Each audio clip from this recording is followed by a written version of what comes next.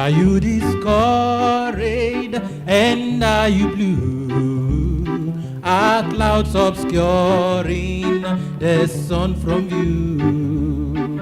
Keep trusting Jesus, though storm assail. He's not forgotten, he loves you still. He's always there. He's always there. Before the dawn. Pastors, carry on, carry on. He'll not forsake you. Yes, he will. He's always darkest. Before the dawn, before the dawn. He's always down. Before the dawn. Don't be worried. Let's carry on.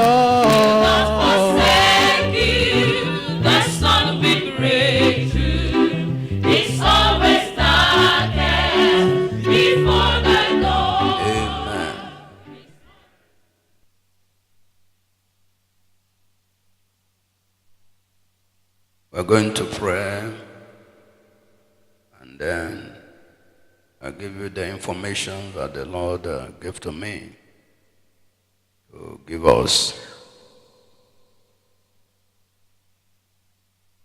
Let's bow down heads to pray.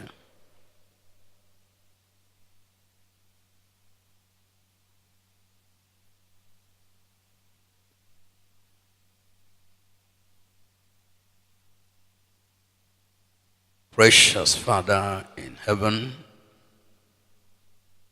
we bless your name. Thank you, our Lord and our God. Thank you because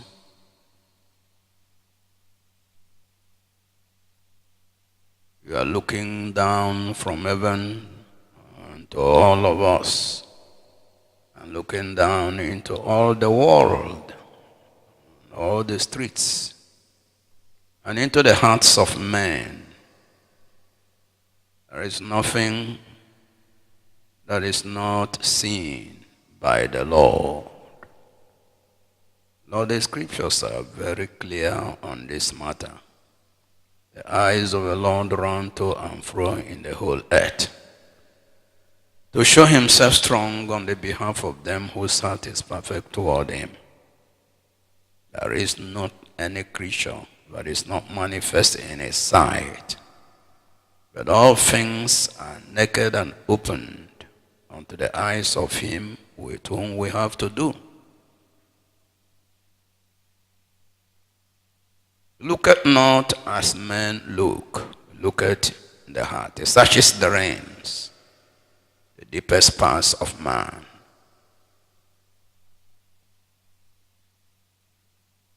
Lord, and that is our consolation. And I thank you because you know every one of us when we were all conceived by our mothers. Oh, precious Father, we thank you, because it is such a being that we are dealing with, that was granted your spirit unto the sons of men. And they who have your spirit are fortunate people. Are fortunate because they are the only people who are children of God. What a wonderful thing to have your spirit and to be counted as a child of God. Not only that, to be counted as a minister of the gospel of Jesus Christ. Lord, the ministry started February 1975. Lord, I said this because you know the evening that I became born again, drastically born again, life completely transformed and changed.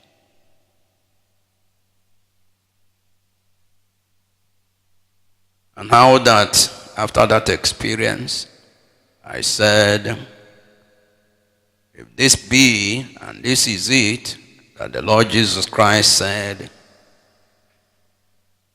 about or talked about when he talked to Nicodemus, ye must be born again.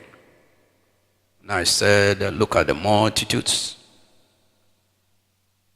that mill around in all the dioceses, in all the parishes, the religious and the laity, the priests and the bishops.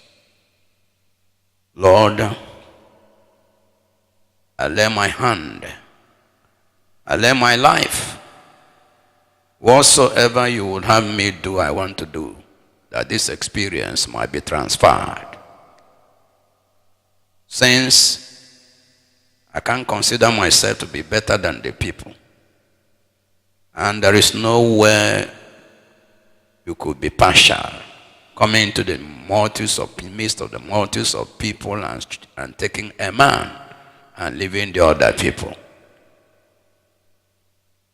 Little did I know that God nodded his head until time continued to pass by, and you began to show that what I said was where you stood.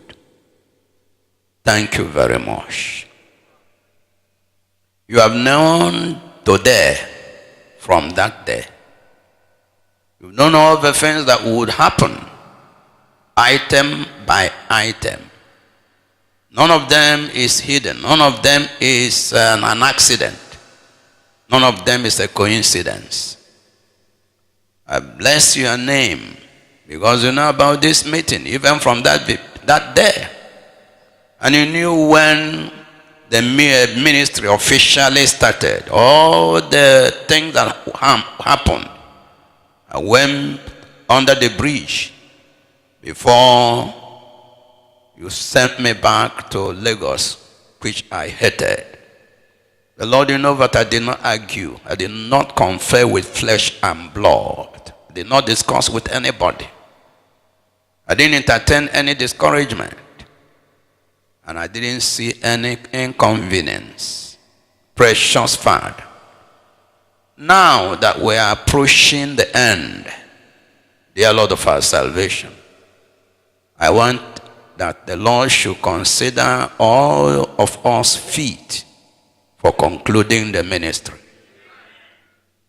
Eternal Father, I pray that none should be left out. In the name of Jesus Christ. And that is the reason you asked me to invite them, so that I can be told the bottom line truth, the truth of the hour. Precious Father. And Lord, as this truth is spoken, Lord in heaven, to the people who are here present and to the people who are going to listen through the recorded message, I pray that the dividend will be yielded. Its dividend should be totally yielded in the lives of the people in the name of Jesus. Father, I thank you because I know that we answered. Glory be to your holy name, the Father of our Lord Jesus. In the mighty name of Jesus Christ, we have prayed. And amen.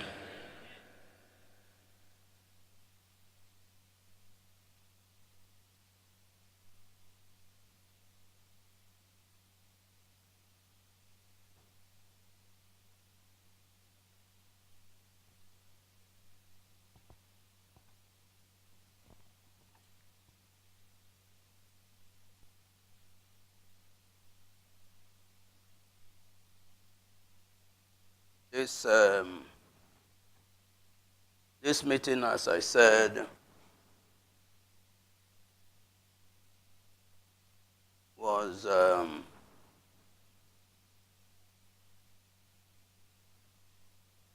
abruptly arranged.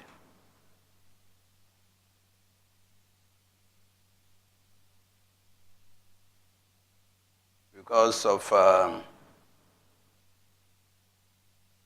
the abrupt nature of the information. It was on, today is Sunday, I think it was on Tuesday or so, and I don't remember exactly what happened, but something happened as I was reviewing some things and or talking with some people. And then I was persuaded, led, not just persuaded, led to call all our leaders together, some pastors and their wives and district pastors, to give them a very serious information. Any other persons, but because of a shortness of time or because of some cogent reason, is not able to come, that person must listen to the recorded message, because it is necessary for everybody that is serving as a pastor, as a pastor's wife, to hear what the Lord is saying.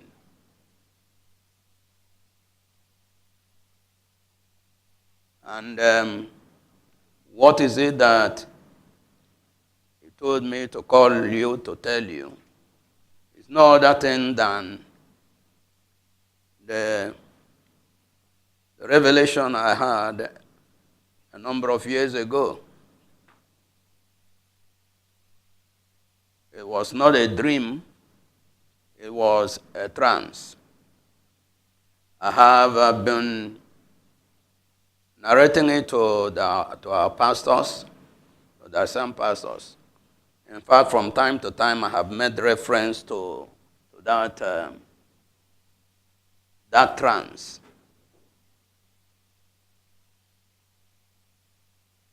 And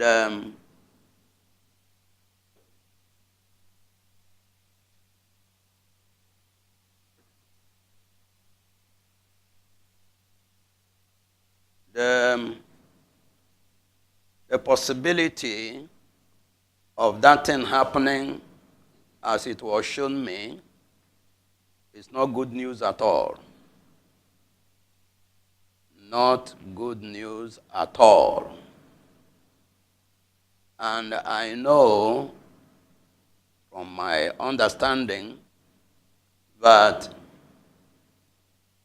it is not God's intention that a thing should happen as was shown. It is simply a matter of telling somebody of a possibility and then making you now avoid it. And if somebody tells you of a possibility of a danger, that person likes you. Right or wrong? Right. That person likes you. That person loves you. Somebody tells you, don't go this route after 6 p.m. because it is a heaven. The bushes around are a heaven for terrible, dangerous reptiles, venomous reptiles. That person has given you good information. You mustn't see it otherwise. Seeing it otherwise is being foolish. If you take the counsel and not go that route, nothing will happen to you. But if you neglect the counsel and something happens to you, something untoward happens to you, heaven will blame you, hell will blame you, human beings will also blame you. Some time ago, many years ago, I was talking to a man of God one-on-one. And then I made a remark, the usual thing that we know. And I said that experience is the best teacher. He said, no, Brother Aloysius, experience is the worst teacher. And then I began to think about it. He said, no, experience is the worst teacher. So as I was thinking about it, I began to understand why he said that experience is the worst teacher. When the normal thing, the usual thing that people say is experience is the best teacher. Now, experience can be the best teacher, and I'll tell you how. And experience can be the worst teacher, and I'll tell you how. Now, you came out from school with BEng or BSc Civil Engineering or MBBS. Now, you stayed after that for 10 years, no work, no practice. And somebody that came out with you the same year, for these 10 years, he was working, gaining experience. In fact, at the end of the 10 years, and you are put side by side, you will be worth nothing as far as that person is concerned. The experiences that he had, all that has now joined to improve his status, improve his CV, improve his what. Now, in that circumstance, experience is a very wonderful teacher. Now, but let's show how experience is the worst teacher. You were told not to attempt to carry cocaine. And then you say, but there is a lot of money inside it. And listen, for instance, if you go to seek visa from the embassy of Singapore or Malaysia, and I think Thailand and one other, Indonesia, something like that. If they grant you the visa, on the visa, there will be a red stamp. And that red stamp says, meddling and bringing in, dealing with those things carries death sentence. It's on that visa that you're having. And then they have warned you, and you said, no, I don't care. Experience is the best teacher. Now, when you go over there, and they catch you, and now they judge you and then condemn you to death. Now, while you are now waiting, going to the gallows to be hanged to death, you can now see that the experience is now the worst teacher, because if you had agreed with what they said, you would have avoided it. And if it is imprisonment, now how could the experience of being in prison be a good teacher? You are now suffering the prison sentence and suffering the prison experience. So in that circumstance, that experience, you are learning, but the learning is a bad learning. Bad learning. So experience that will make you regret is the worst teacher. That's how I began to think, and then I began to understand what the person said. This is just a little where I can explain what I am saying. Now, I'll share the trance. I've been sharing it. You have heard it before. But he said I should call you again. And I should call you again. Now, before I share the trance, I want to tell you something. I know very well, Aloysius, Chukwemeko Melite Obiohanebo, I know very well about watchmen. I don't need anybody to tell me about watchmen. I don't need anybody to tell me about the ministry, about individuals that are in the ministry, to assess them and assess them properly. Sometimes when I say the thing that I say, they are not palatable, but they are true. Completely true.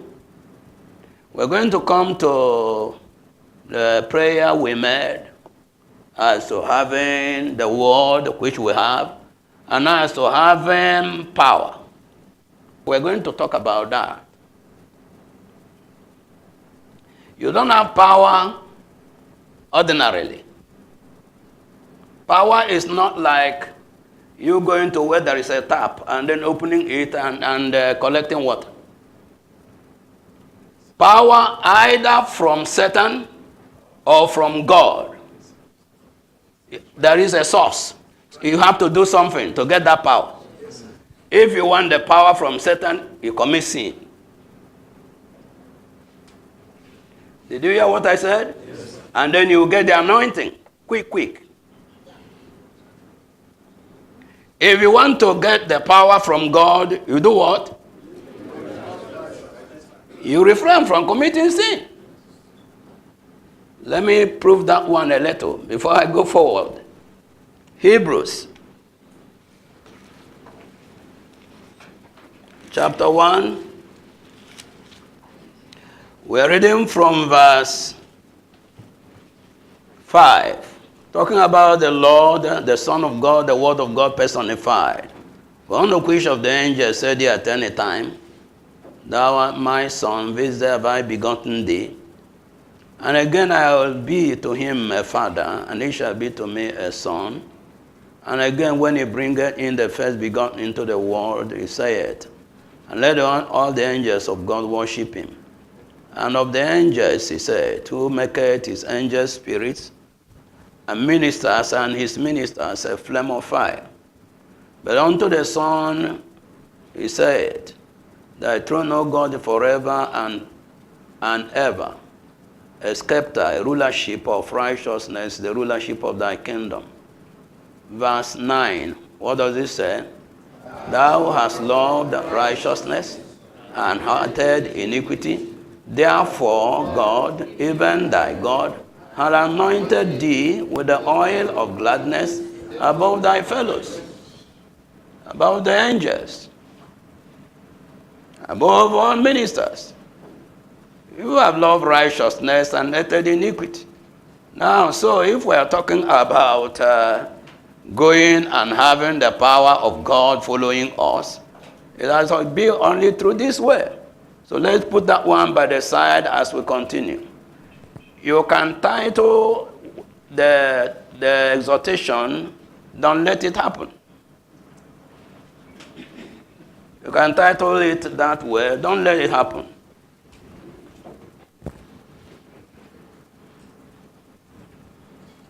Don't let the disaster happen. Don't let the tragedy happen. Now, what is this trance? I don't remember the year exactly, but a number of years ago, I don't know whether it was 5 years ago, a few years ago, we came for a meeting. I do not think it was IGMC.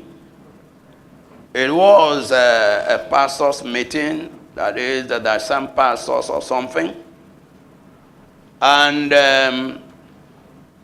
I came out to the parlor over there, and I had invited, I do not know whether it was all of them at that point in time or a few of them for some talk.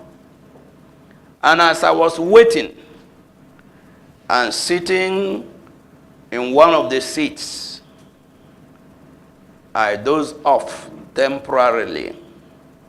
And I think that dozing off lasted maybe 1 minute.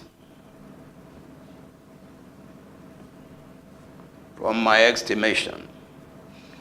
And I was cut off from this realm into the next realm, to the spiritual realm.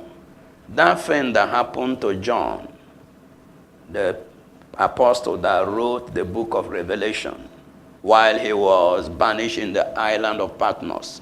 He said I was in the spirit, means that he was cut off from his environment. He was unconscious of this environment, of the world, and then became conscious of another world, another realm, and began to hear and see the things that he was seeing. That's the meaning of I was in the spirit on the Lord's day. That's what happened to me. That's what you can call a trance. When you are in a trance, really, you are unconscious of your environment, but you are conscious in another realm. So, in that realm, I saw myself having an object, some kind of massive object, some kind of project, some kind of apparatus. I don't know what appropriate word I can use, to fix and to deliver. The delivery there was known in that trance. It was to be delivered shortly, and the awareness that I had a deadline. Now, that's what we call it, deadline. Deadline means you were told to write a report, and they said you have 2 weeks to finish the report from today, and now 2 weeks is the deadline. Not anything. You either submit it before or on the delivery day, the deadline. So that was how it was with me in that trance. The object that I was fixing, packaging, putting together, was to be submitted with a deadline. And the urgency was there. The deadline was a short period. And I was working, fixing the object. And believe me, I didn't look right. I didn't look left. I didn't look up. I didn't look down. There was no atom of distraction. Hear that. There was no atom of distraction. I suppose that atom is the smallest particle of matter. Am I right? Yes. Am I right? Yes. There was no atom of distraction. Now, but I found that there were people by my right and by my left. And their business was to provide me with the items that I was fixing to the object that was to be delivered, to be made ready. And they too had no distraction. Nobody was looking this way, nobody was looking the other way. We were all glued to what we were doing. I didn't look at their faces, and we weren't talking to ourselves. We were busy, they supplying me with what they were supplying, and I was busy fixing those things. And then suddenly, I came back to the environment of the parlor.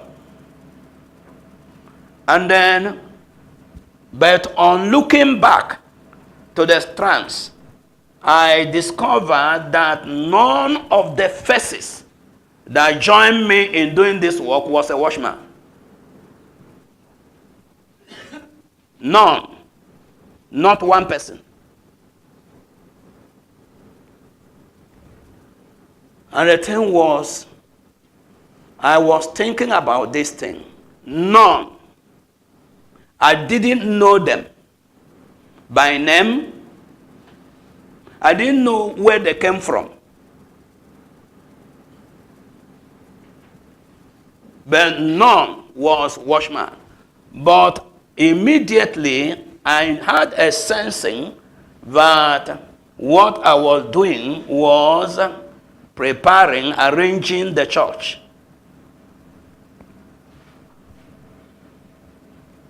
But what was very surprising to me, even till today, is that no one that joined me was a watchman. I didn't recognize anybody that was a watchman among them. So when the people came, I shared the trance. And from time to time, there are my witnesses that I have shared this trance. And then, one of the times when we shared it, they went, we prayed, and then in the course of time, one of them came to me. I think we had a meeting too. He said he was praying. And then he came to realize that the reason I didn't recognize them was that they were so restructured, that is the watchmen. They were so renewed, transformed. That is his understanding. You know that I have the eye of the hawk. Of course, you know. And I was telling somebody the other day, one of our leaders, I said, if you want to be a leader, you must have the eye of the hawk. If you want to be a leader, you must have the eye of the hawk. You cannot be a lackadaisical person and say you are a leader. It doesn't add up. And I gave the person an illustration, something that was real. And let me give you that illustration. I was sitting in the house on the balcony outside.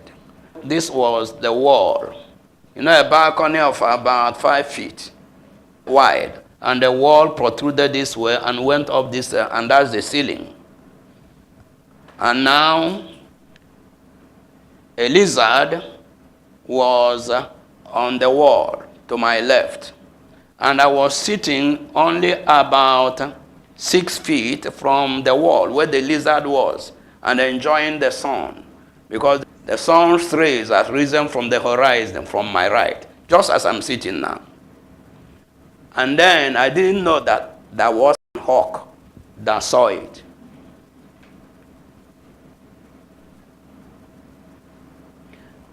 And in a split second, from the height, from near my eyes, and picked the lizard from the wall,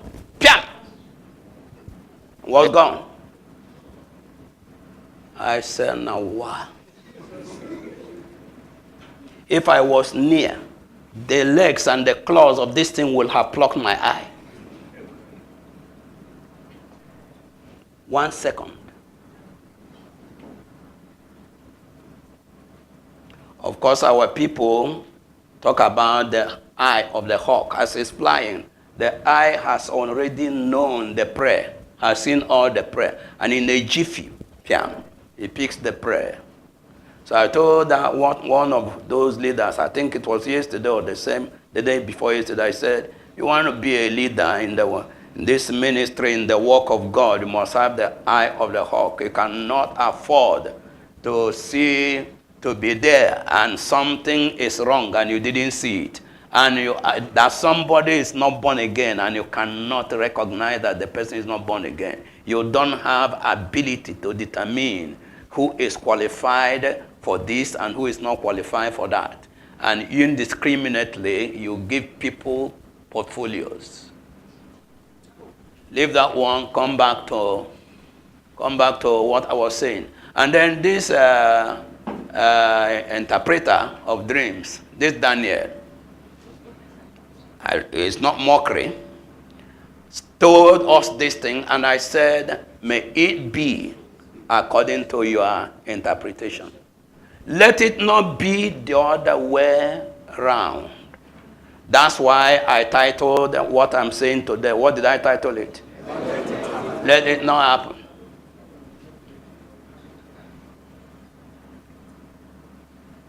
I'm going to read you scriptures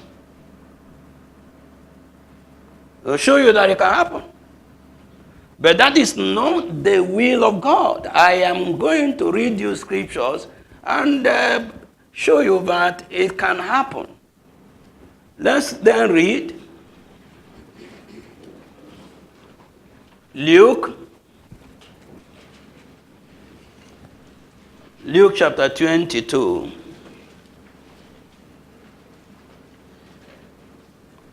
We are reading from verse 31.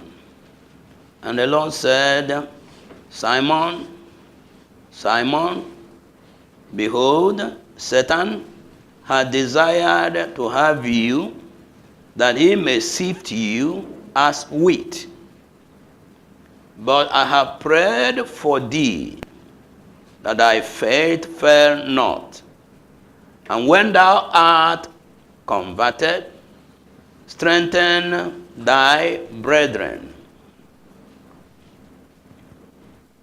Now, may I ask you, from that information, was there a possibility of Satan checking this person, removing his faith in Jesus, and making him not to be a disciple again and going to hell? Yes, that was a possibility. But this person was an outspoken person. Don't blame them that say that Peter is the head of the church. Don't blame them too much. Don't blame them too much.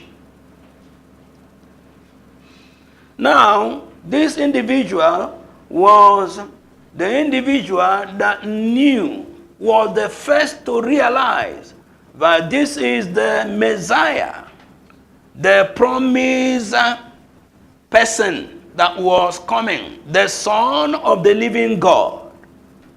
And Jesus, our Lord, said, Simon, this revelation knowledge did not come from man. My Father, through his Spirit, opened their eyes of understanding as to my personality. That's the person we're talking about. And then you, Peter, a stone, upon this rock of your revelation that I am Christ, I build my church. That is where they misunderstand it. And the gates of hell shall not prevail against it. But this person was also susceptible to being tempted and being drawn away forever. That's what the Lord Jesus Christ said. He said Satan had desired it, had planned it. But I have prayed that it does not happen. That is, taking you away entirely, sifting you, and you sift wheat, and then you remove the wheat and leave the chaff. Now, which means you remove your belief in me, he removes your knowledge, he removes everything and leaves you with nothing. That's the desire and the plan and the scheme of Satan. But he said, I've prayed against it. Now, a little of it, that thing is going to really, there is going to be a shaking. I hope you know. There is going to be what? A shaking. But because I pray for you, there is going to be a conversion. And when you are converted, strengthen your brethren. Suppose there was no prayer from Jesus. Suppose there was no watchfulness. Suppose there was nothing. Well, that thing that Satan desired, he will have done it.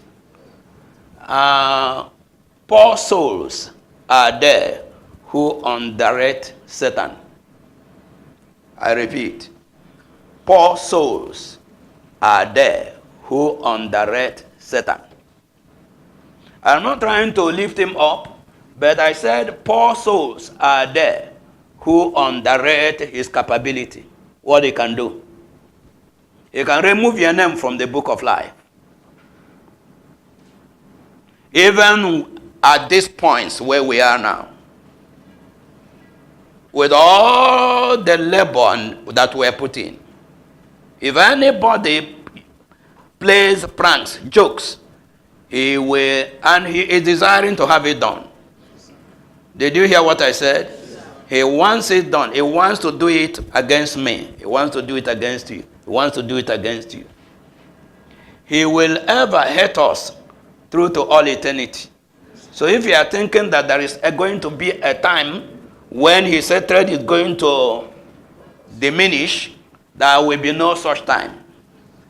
He will ever be trying. So, that's that concerning the spoken man, on whose awareness Jesus Christ said, I was going to build my church and the gates of hell will not prevail against it. Now, Apostle Paul, with all his knowledge, he was among the chiefest of the apostles, if not the chiefest of apostles. He said he didn't see the Lord. But if you should compare him to the people that saw the Lord, that he was not lagging behind. Was he saying the truth? Yes, sir. He was saying the truth. He was saying the truth. But that man, despite all his insight, you need to think properly. And let me branch, before I continue that in that line, let me branch to tell you that I said I know watchmen. And you know what I know about many of them? They are not people who think deep on the word they are hearing. They are not. They are not. Their leaders are not. Their members are not. There are no people who think deep. In this matter, they are hardly my children. Did anybody hear what I said now? I mean, including the people that are here right now, listen to me. And I said, in this matter, they are hardly my children. Because I think meticulously, deeply into the things that the Lord Jesus Christ said. That's the way I listen to the word of God from day one. When I heard that when a preacher was saying that according to the Bible, that by the behavior and by the tricks and maneuvers of a whorish woman, of a harlot, a man is brought to a piece of bread. I needed to think. And he gave instances of men of God that have fallen. And that day, And he was preaching. He talked about a man that he knew. Prowess, the man had it. Zeal, the man had it. Love for the Lord, the man had it. He had quality, but he didn't realize that the devil was trailing him through a woman.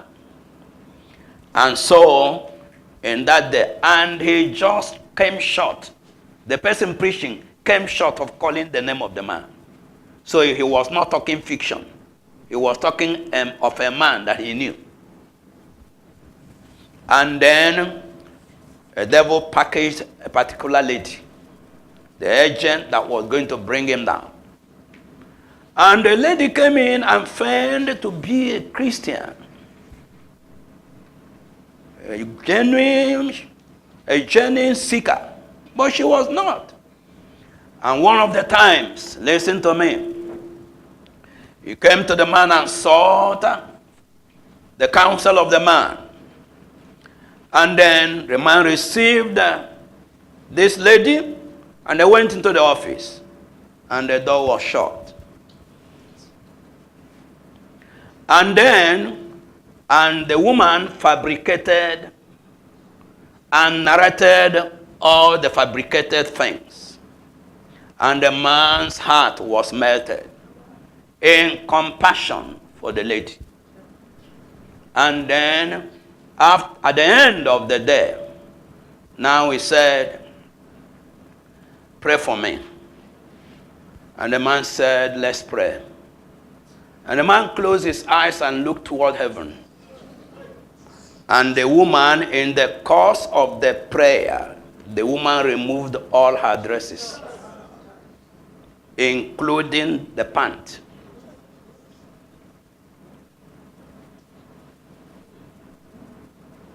And when the man came down from the prayers, opening his eyes, behold, a stark-naked, beautiful lady in his presence. And there was nothing he could do. And he grabbed the woman and enjoyed himself. And it was the testimony of the man the man preaching that was telling us. And he said that day, well, that is the reason where he is counseling, there is no shield. That is the reason where I am counseling, there is no shield. The glass door is transparent, so that the people that are waiting the other side, counselees, will see the person that's inside here. That's when I learned my lesson. That was 1980s or late 70s. So, for some people that say they are following me, they are not meticulous followers. They don't have my mind. I may have told you, and let me repeat. When I was doing telephone counseling, and I had told you about one of the Saturdays, the phone rang. It's first come, whenever the phone rings, I will pick it up, and the person will tell me whatever, and I will pray for the person, counsel the person. And the phone rang, and it was the voice of a lady. And the voice was so sweet. And the voice was articulated. Somebody that went to school, he schooled in Germany, according to her. Spoke good English. Spoke very cohesively, and the story was very well coordinated. But there was a lot of daddy. So that one put me off. Now, at the point I said, hold your peace, hold on please. How did you get my number? He said, I came to Watchman Church, and then they gave me the number for this telephone counseling. Daddy. And then the daddy was too much. And the voice was too sweet. And the story was too long.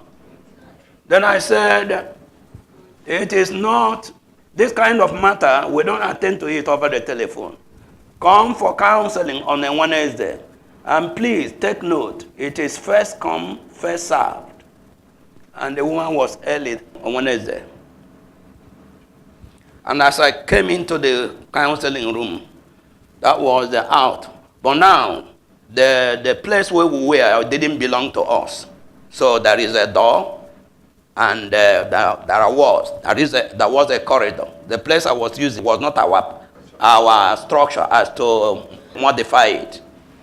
So, and then it was her turn, and she came in and sat down, wearing boba, that is the one there, and then only one wrapper, the one they call boba. And then began to talk and repeated all those things as she was saying.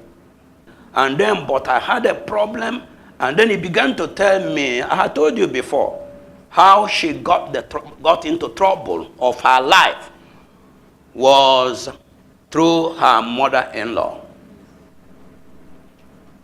How that he went to the village, and then early in the morning, he went over from the family house to the mother-in-law's house and to say Mama good morning.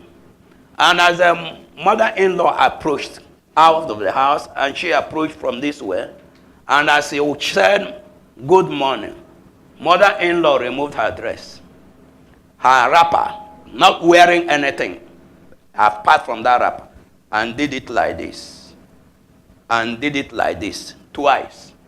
And the woman said from that day, she didn't know herself again. Trouble began.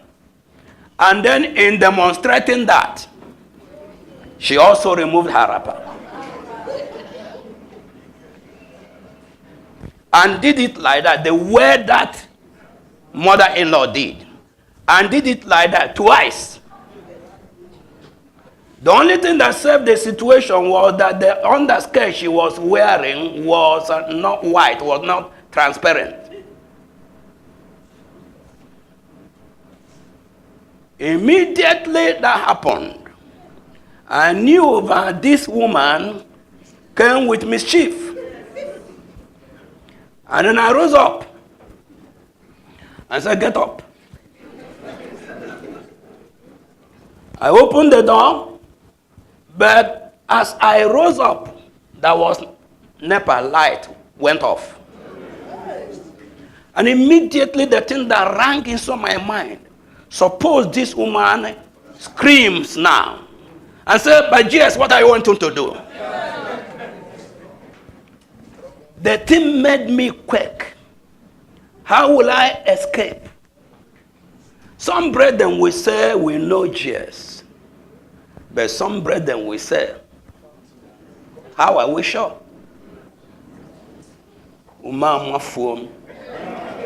That is, my heart jumped out, literally. I am telling you, I had fear. And then I rose up, so stand up, and opened the door, and then sent her out to the other room. You go and stay there. I called for candlelight.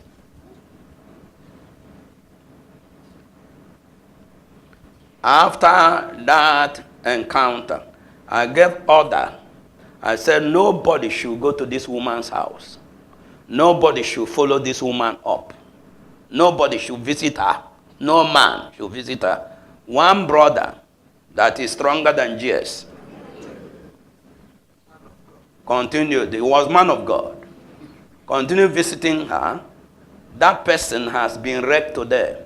He has sacked his wife. He has gotten married. This other day I was asking about him. He's nowhere to be found. A young man, promising young man. Come back. What was I saying? I heard the things of old and I looked at them diligently and knew that these things are possibilities. I made my vows as to how I was going to live my life. I knew that you could start and not end well. After many years, I knew that somebody could be knocked down and out. 1 year, to the rapture. 6 months to the rapture. But he had been with the Lord for 40 years. Listen, the warning is there. I don't joke with scriptures. And anybody who says, I am a watchman, and is not buying from me, I have said, that person is not my child. Because a child should be like his father. Now, in all of the apostles' prowess, he said that he could be a castaway. Let's read. In 1 Corinthians chapter 9, we read from verse 24. Know ye not that they which run in a race run all, but one receiveth the prize? So run, that ye may obtain the prize.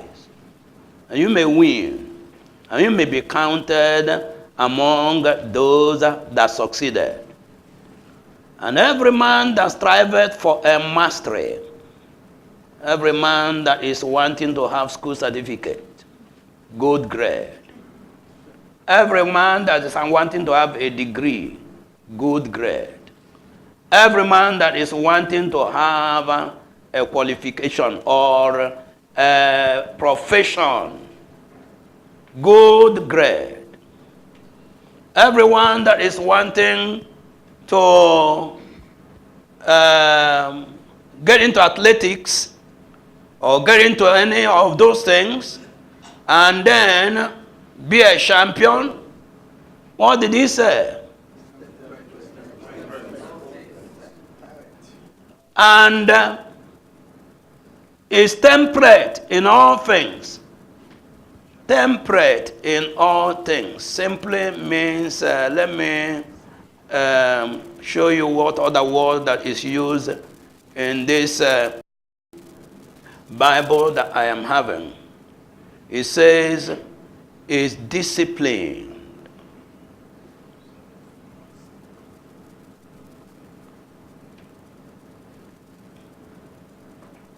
Is temperate in all things.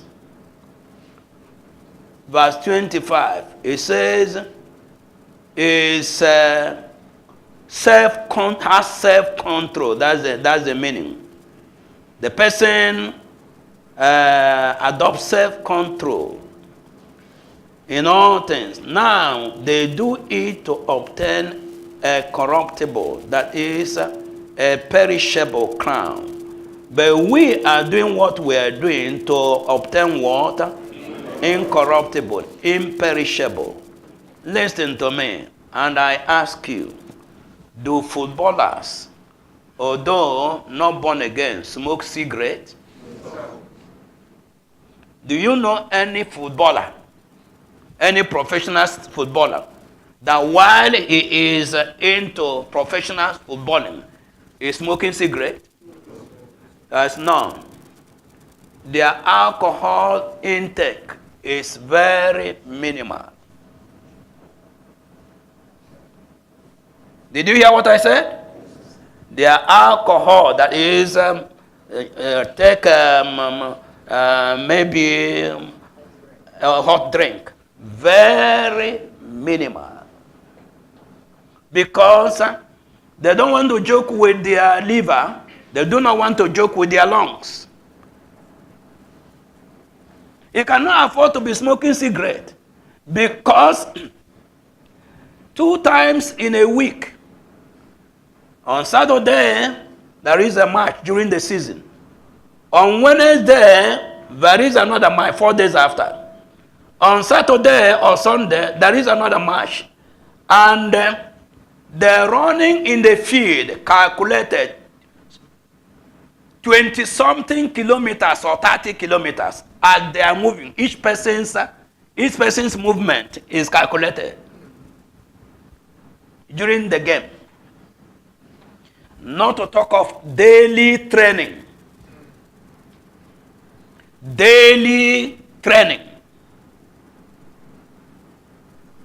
So he cannot afford to be a cigarette smoker. He has to be fit. Oh my God in heaven. Have you ever, those of you that have ever watched football, did you see how they trap the ball? This is how somebody will cross the ball from one end of the field to the other end of the field, and somebody will put his leg there and bring it down as a magnet. Now, it is training. It is the body training. It's not for jokers. It's not for people, booze men and booze women. It's not for them. He doesn't want to lose his form.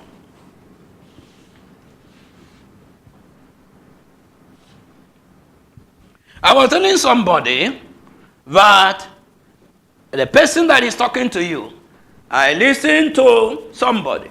I told you that I went to Massachusetts. And I listened to the truth of God's word and I apply it. I've listened to a message that is talking about now being totally broken. That is being a slave of Jesus Christ and being conquered. And as you see me, I was conquered many, many years ago. So nothing is inconvenient for me. And since I became a Christian, I have never, at any point in time, God made me to disengage from anything that was legitimate, that I was enjoying, and made me to disengage, and there was any need to prayer or to call somebody to help me to pray. My life does not belong to me. That's the learning I had. So ask yourself. Now, this person that is this way, Apostle Paul said, the life that I now live, it's not I that live, but Jesus Christ liveth inside me. I've been crucified with him. I count myself dead. Now, this person is a person that said all these things and said in verse 26, I therefore so run, not as uncertainly, so fight I, not as one that beateth the air, but I keep under my body. What is the meaning of that? It says, I discipline my body and bring it into what? Subjection. Lest that by any means, when I have preached to others, I myself should be a cast away. That is, I should be disqualified. So, I want to ask, so Paul was just telling us some fanciful things. So he was saying, even though I am saying I myself should not be a castaway, it is really not possible for me to be a castaway. No. He was telling you what was possible. Simple and short. And this is where I differ from many watchmen. And this is where, and that is part of what God has seen to give that revelation.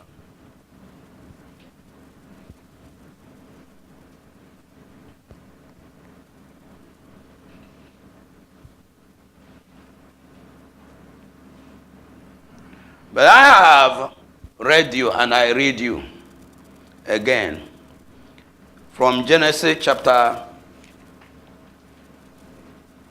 17.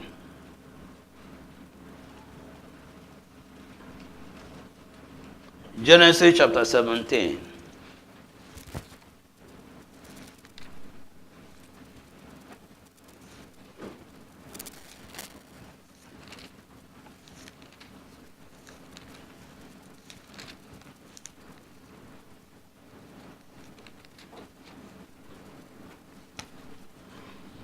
Genesis chapter 17, reading from verse 1.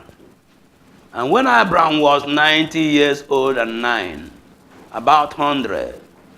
The Lord appeared to Abraham and said unto him, I am El Shaddai, the Almighty God. Walk before me and be thou. The meaning is simply, walk before me and be thou unblameable, blameless. That's the meaning. Walk before me and be thou blameless. Why? The wife in chapter 16 had given him the leverage, had suggested what was contrary to God's will. God had told Abraham, I was going to give you a child, and I was going to bless the world. The multitudes of the people will be blessed through that child. Because from that lineage where the person, Jesus Christ, come, that was in the mind of God. And he had declared it, and had declared it, and declared it. Now, but at this point, a number of years, 10 years, 15 years had passed, and the wife would not contend and made that suggestion. And then, listen to me. Who among you, you're marrying to a wife, and you are yet alive, and your wife having wrinkles, and then is now like, is no more as attractive, and then suddenly the wife said, I permit you. Here is a young Egyptian whose this are standing, looking very fresh. Take her. I permit you. It's not adultery.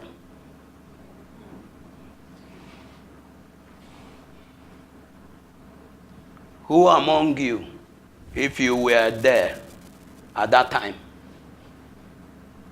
no Bible study, no teacher, nothing, God spoke to you only from time to time. And the man said, thank you very much.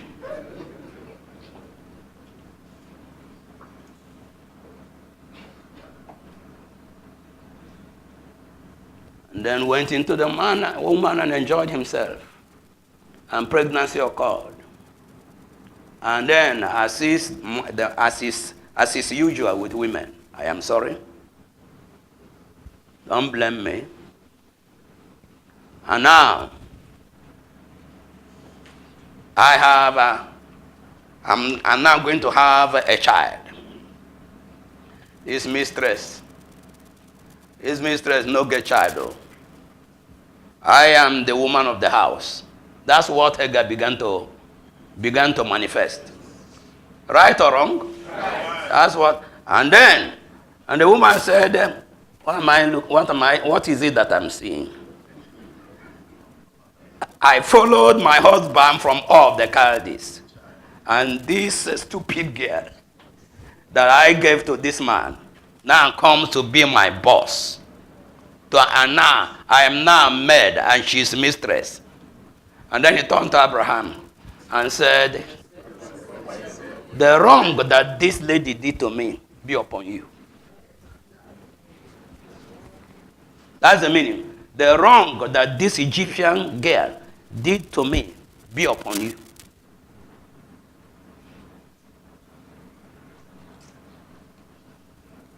And then Abraham said, which one?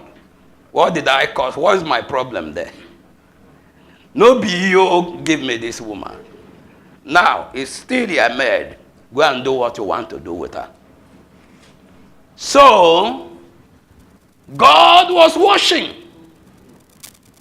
and kept quiet. You ask me, why didn't he prevail upon Abraham? Why didn't he give me a revelation? Why didn't they do this one? Don't ask me that question. Ask him. Because I am not the person that kept quiet. If you want to fight, fight him about that. When you reach to heaven, you say, excuse me, Lord, I want to ask you a question. And if that question is in your mind, you will not reach heaven.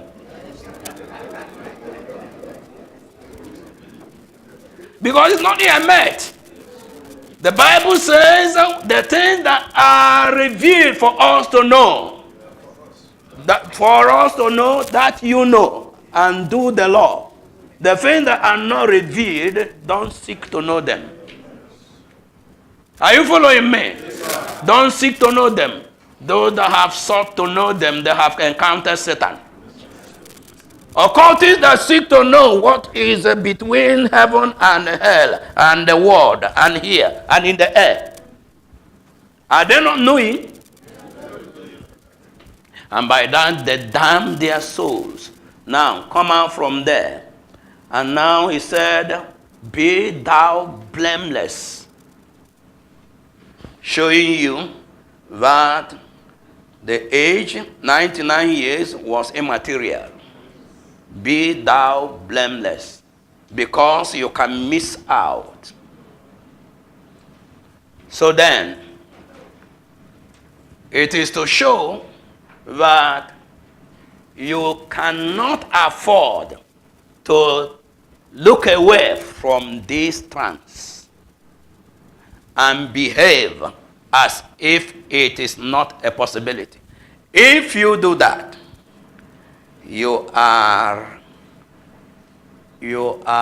towing the line of danger, and that danger will surely occur. It has occurred to many people who were with us, reached the height where you reached. We had prowess, but today they are knocked down and out. You know the story. You know the cases. I don't need to remind you of the cases.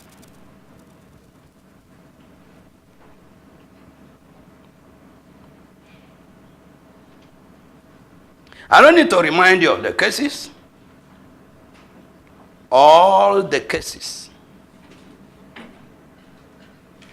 Of late, I was praying on something, and I came to know that I should not bother myself. The individual doesn't have the Spirit of Christ. I knew when it happened. When the Spirit of Christ sneaked out and the religious spirit sneaked in. And people that are ignorant are going. Completely ignorant. I am not ignorant. I am not ignorant.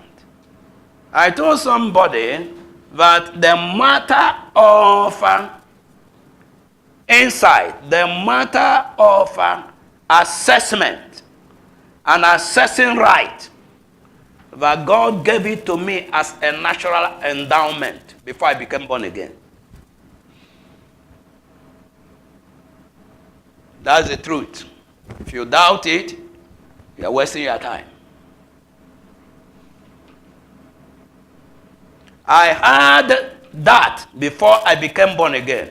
And then upon being born again, and upon being following the Lord hard, and upon being baptized with the Holy Spirit, and upon being anointed. Now what think you of that assessment ability?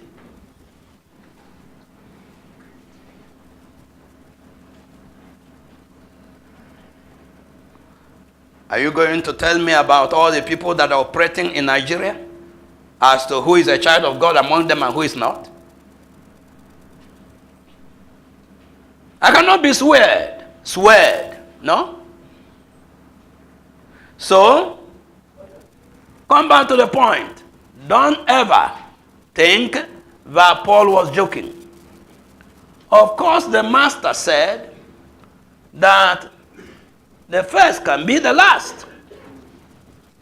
Did he say it? Yes. Let's look. We're reading Matthew chapter 19.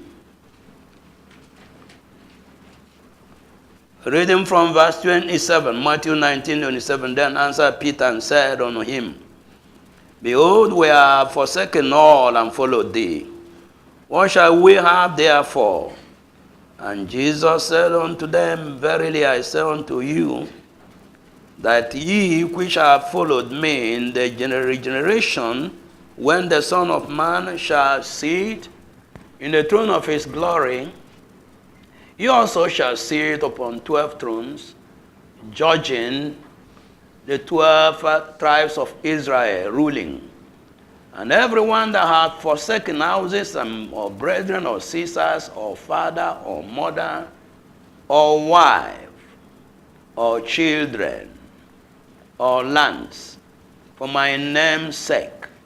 Now, wait a minute, before I go read the last. Look at verse 29 again. So let's branch and see something. And everyone that had forsaken houses, plural or singular? Plural. Brethren, plural or singular? Plural. Sisters, plural or singular? Plural. Father, plural or singular? Singular. You cannot have two fathers. All of them are alive. Are you hearing me? Yes, sir. This is your father. This is your father. The two men entered your mother at the same time, and you were conceived by their don't let me call the name. Jointly. Father, singular or plural? Singular. Mother, singular or plural? Singular. Then wife, singular or plural? Singular.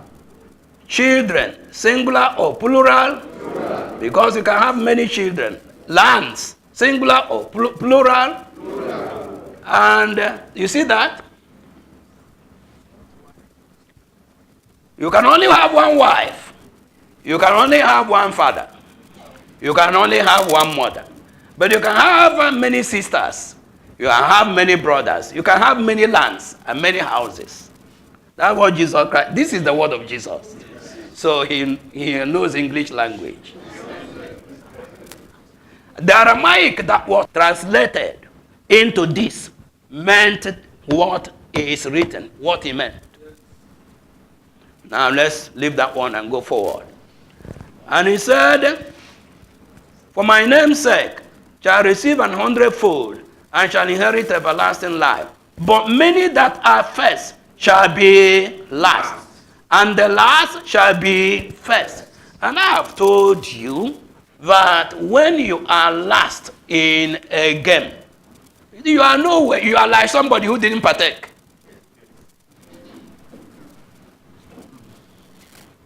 Oh, you don't know? You don't know? When you are last, you are like somebody who didn't partake. You lost.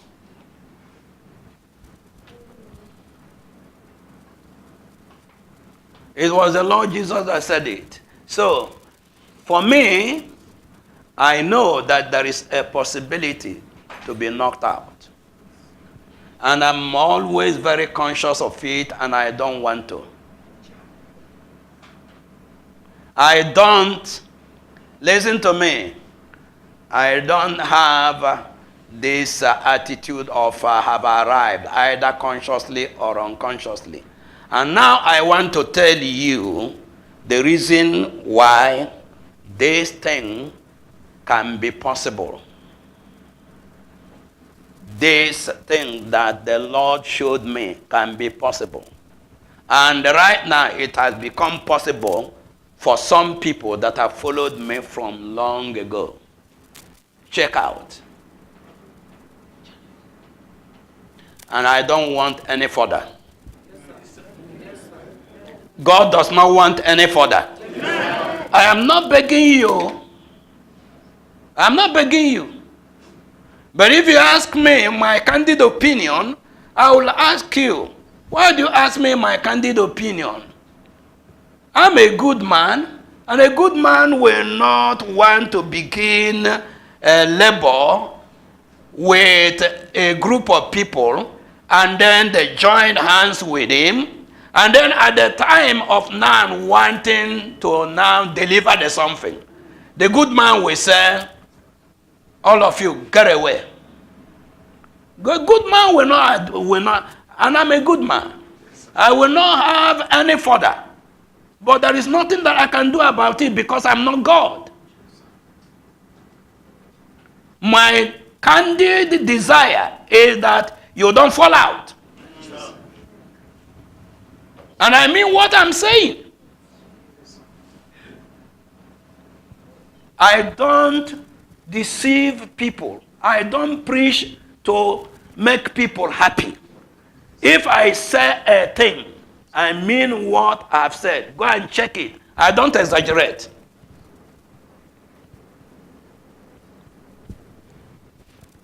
If I tell you that this thing that somebody did didn't pain me, I needed to talk about it because I want to prevent other people from doing it, that doesn't pain me, it doesn't make me lose sleep. That thing that I said is the truth. No exaggeration, because I know that exaggeration is sin. If you are exaggerating a thing that somebody did, you are lying. If you are exaggerating somebody's reactions, you are a liar. If you did not present it as the person said it, you are lying. If you are coloring it, you are lying. If you are modifying it so that the person can be indicted, you are lying. So that you will rubbish the person, you are lying.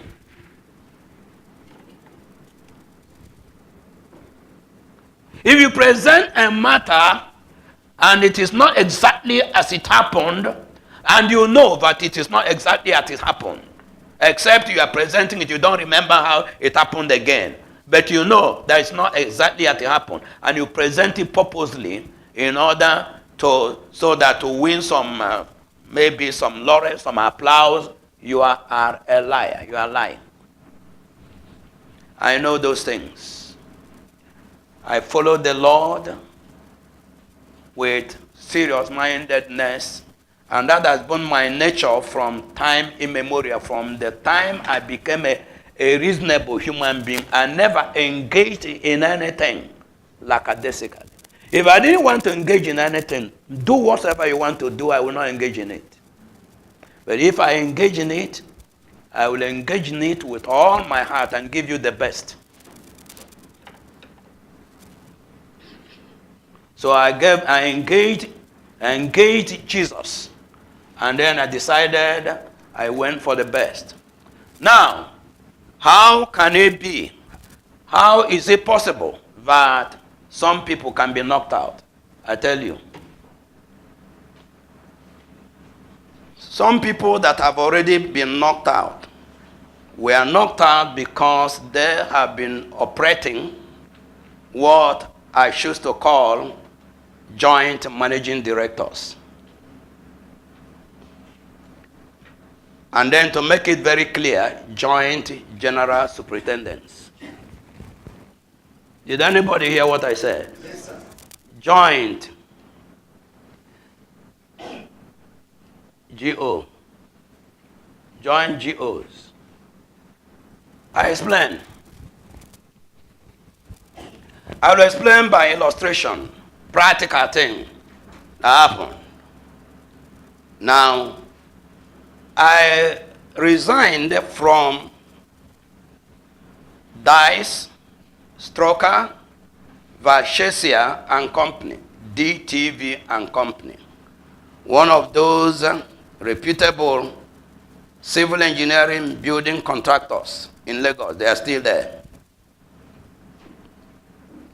That's where I resigned from as a senior quantity surveyor.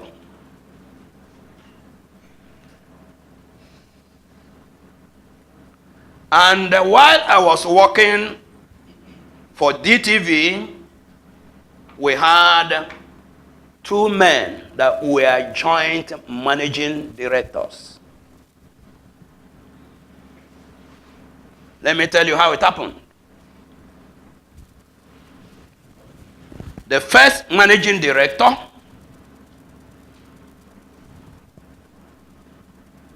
went against the rule, an Italian, went against the rule of the then government. The rule of the then government as to repatriation of money, of your earning. That was a particular rule. In fact, long ago, there was a rule in Nigeria that if you were an expatriate and you are earning your money, you were under obligation to spend 2/3 of your earning in Nigeria and only repatriate 1/3. There was a time when I was a GCAPA, that was the rule.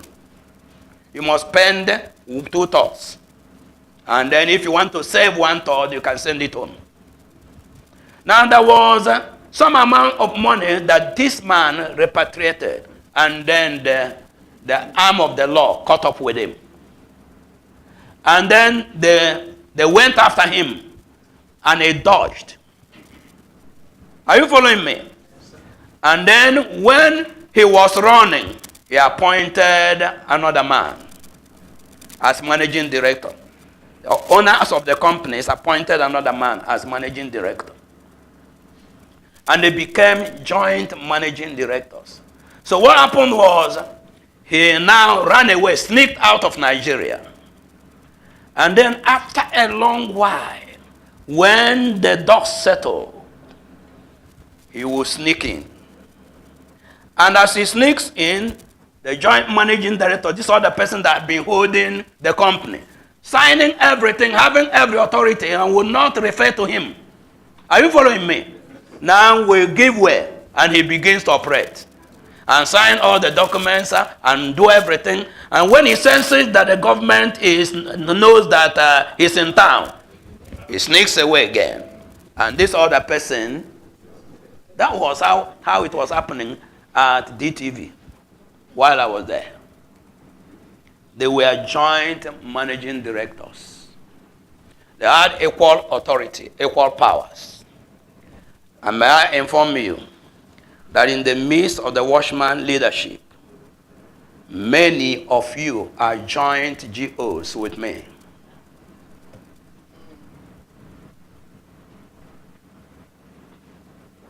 This is the truth that has made it that many people have erred.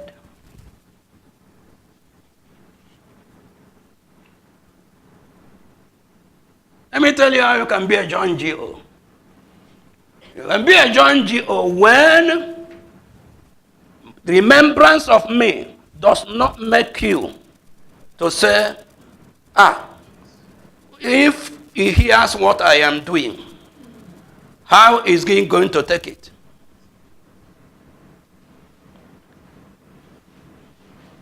You are joint GO. Your wife is joint GO.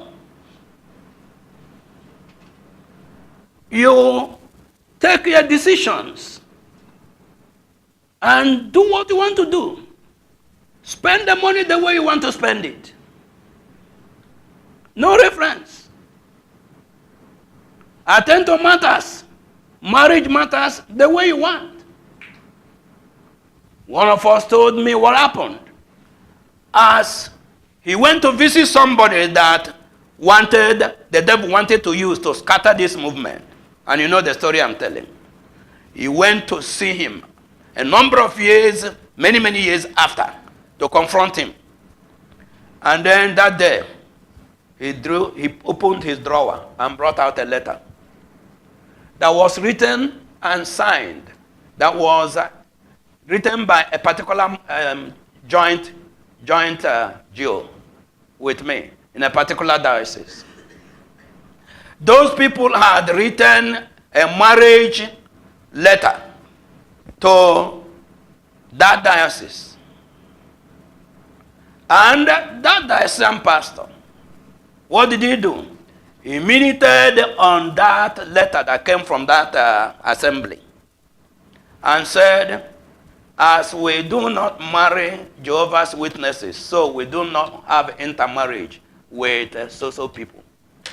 And this enriched this person, and then he put it in the drawer and showed it to one of our diocesan pastors. I have no idea. He is joint managing director. It is being joint managing director that have made them to err and have lost their bishopric. That is before God and before the brethren that are with them. And some of the people that are under them are managing. They are only afraid. They don't want to revolt. If you go to ask them in their mind, they are saying, well, let's take it that way. Let's take it. Let's take it. If not for GS. If not for GS. And you think that all is well. What we call graveyard silence.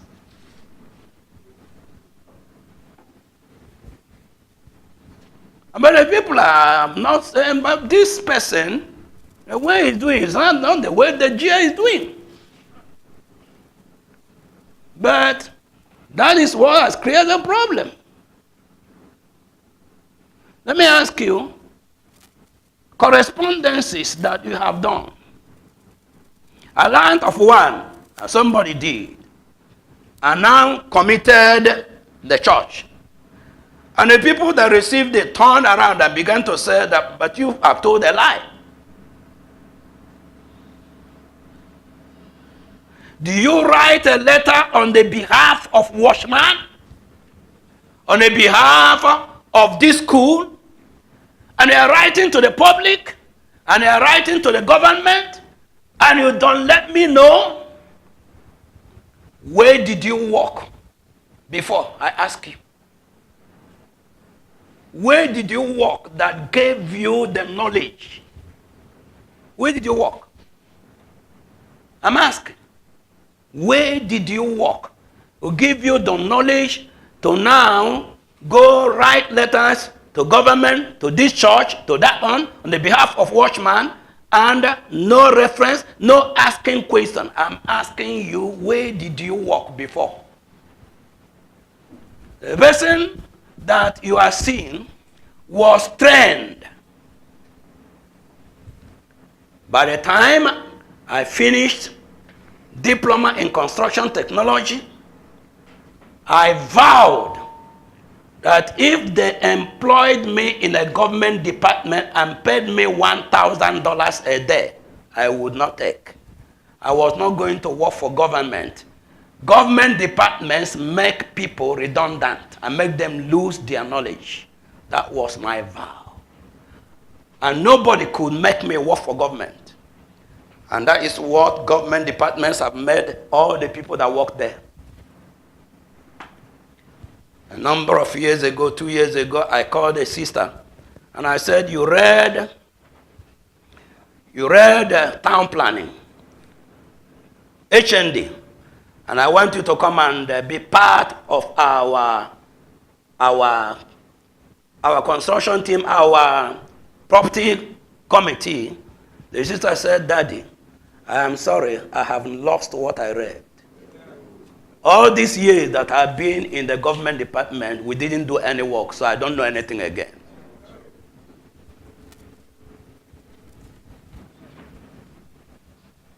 Where did you work? You do not know that some letters will commit the church? Where did you work? I work for GCAPA. Go and ask and know the type of organization it is. From GCAPA, I came to work for Leander, the highest down here. And from Leander, I returned to GCAPA. And from GCAPA, I went to DTV. Ask the people that are in the construction team in this place. Ask SH the letters that are craft when we are writing to the consultants. Ask him.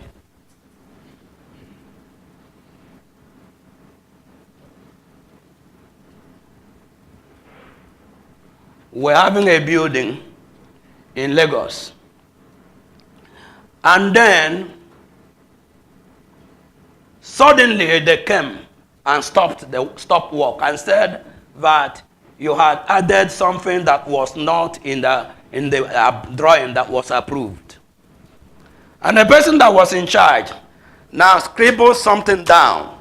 If you see what was scribbled down, and then to send to that organization, to that estate. Thanks be to God. He had not sent it, and I cited it. I said, what's wrong with you? So you want to send this one? Don't send it.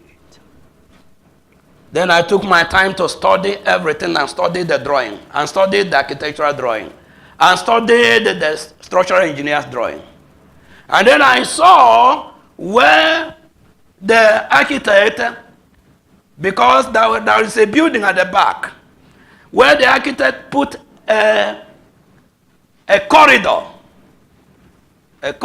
but to a swimming pool, and then put a corridor. And then the engineer that designed the structural element of the swimming pool. And then these people approved it. And now, but we needed to build something that will be a kind of where you change before you go to the swimming pool, something like that. And then when that thing was built, they said, you have erred. And this person wrote a letter. And thanks be to God, he will have committed us. Now, and what happened? Now I wrote to the managing director of the company and said, go through the drawing that you have, a copy of the drawing. You will see the architect's corridor to this place. And you will see the engineer's drawing for this pool. Now, how can somebody that use this pool come out naked and follow this corridor and enter his house if a change room is not intended? And then I said, in every construction work, there are variations of omission and addition.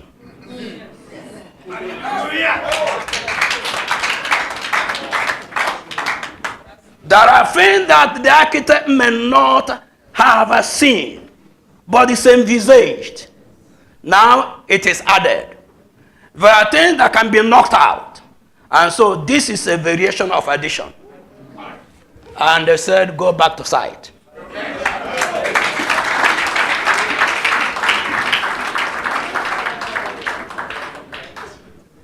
Where did you walk? Who trained you that you should be a representative of the watchman and do what you like? And as the Dacian pastors are doing, so the district pastors are doing. So the parish pastors are doing. And nobody is referring to anybody. Marriages, come and see what happened. And brethren, let me tell you, the problem that I have had so far, not trouble where they bring to me from all the places. Every now and again I sit here hours. Trouble is coming from all the corners, settling troubles. Marriage matters. They are too numerous. So you are praying that God should give us power. God will not give us power if we remain joint managing directors.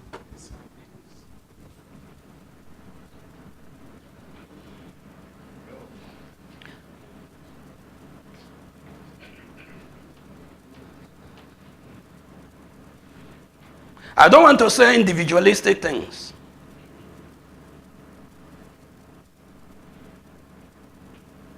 May I ask, were there two Moseses? Were there two Abrahams? While Elijah was alive, Elisha was not Elijah.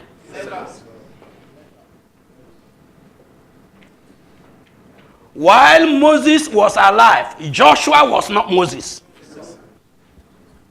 Joshua was a servant of Moses. Joshua was a confidant of Moses. Joshua was learning from his master until the mantle should fall upon him.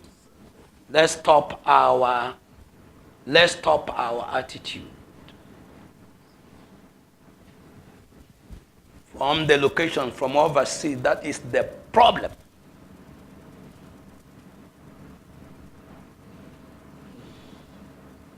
Let's fear who should be feared.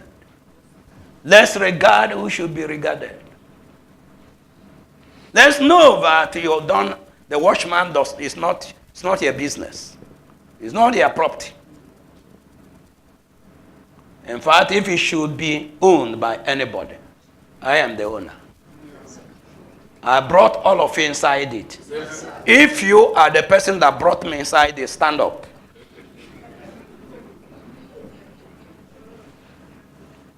Which day, Gideon, which day did we gather together? And then some brethren, they were born again, and they gathered together, and they said, let us walk. Let us gather together. The colleagues, core group. Is there any core group in the watchman? Yes. Somebody sowed the vision. Somebody, God used somebody to get you converted. Yes. Big that is there. I am the person that told him, my friend, you don't belong to that place where you belong. Is it true of us? True, sir. Continue telling him that place where you don't belong to that place. Come out from there. And in the course of time, he saw it and came out from there.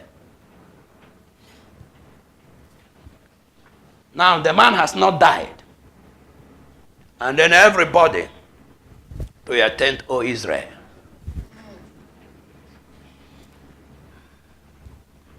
A call for accounting. Now, I have told you people that if you want to learn discipline, if you want to learn about church, about discipline, please go to Deeper Life.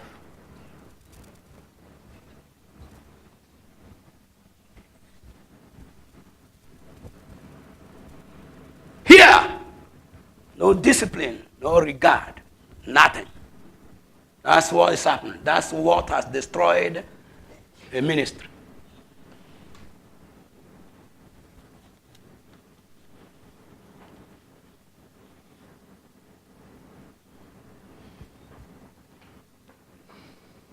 Until men and women, all of you, begin to recognize that somebody is head. Somebody was used of God. Listen to me.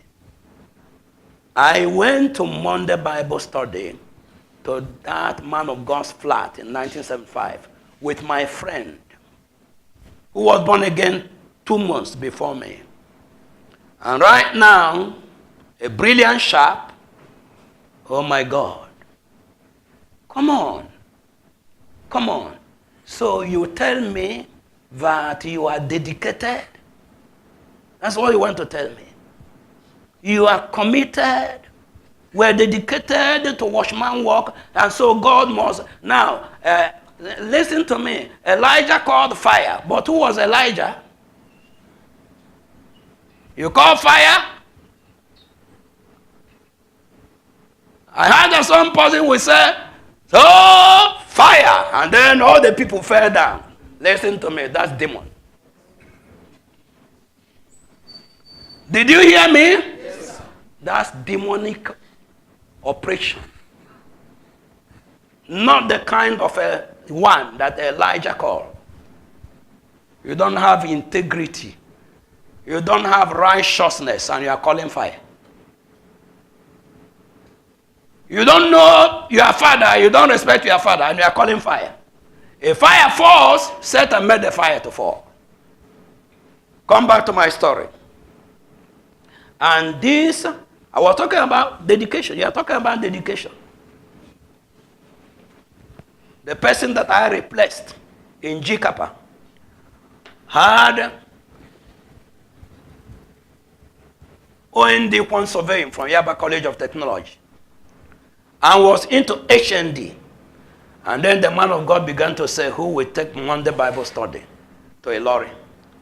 Who will take Monday Bible study to Enugu? Who will take Monday Bible study to Onitsha? Who will take Monday Bible study? This work that we're doing, shall I split into several places? Who will go to Jos? Who will go to Kano? And come and see what happened. And people, the person that went to Enugu and built it from scratch, from he was squatting with somebody in a 3-bedroom flat and begged the person and began to use that parlor as Monday Bible study. But you go to the headquarters now. The person that built it withdrew from HND, Quant Survey, and went with OND and got employment.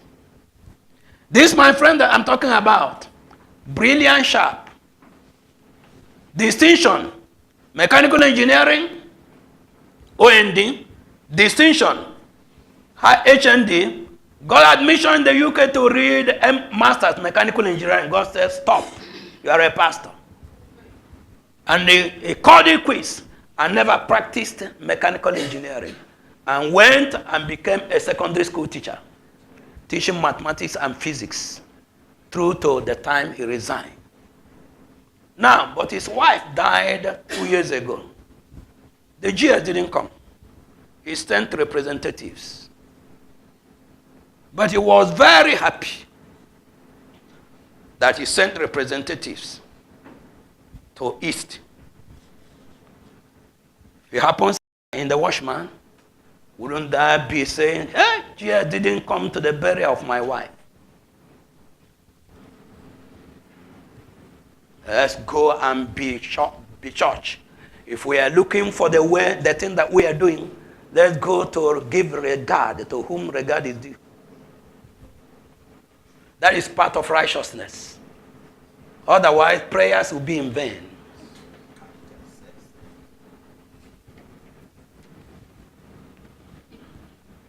There are those that think that it's a joke. They say you are idolizing him. You are idolizing him, but God is the person that said that this man is God. What did God say concerning Moses? He said, I have made him what? A God. To all of you. To Aaron, his senior brother, to Jews, and to Egyptians.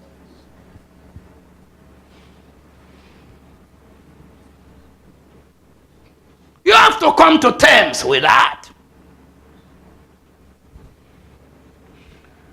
It is one of the things that now, of course, that is what made these people that have strayed, they have gone off because they are bigger than our Lord's shoes.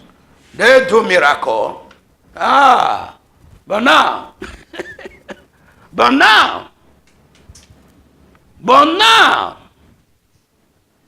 now, listen to me. Something that is based on error is erroneous. After 1 million years, the passage of time has not made Roman Catholicism to be right. Passage of time has not made Ross's interpretation and all these coinages, that is Jehovah's Witness. It has not made it to be right. Did you hear? Yes, sir. Passage of time has not made the Book of Mormon, that's what they use, has not made it to be right.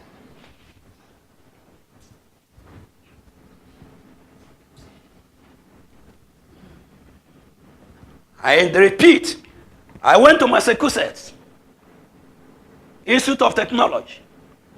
That's the highest technological engineering school in the world. And that's where I went. I went to spiritual Massachusetts, and I know the truth.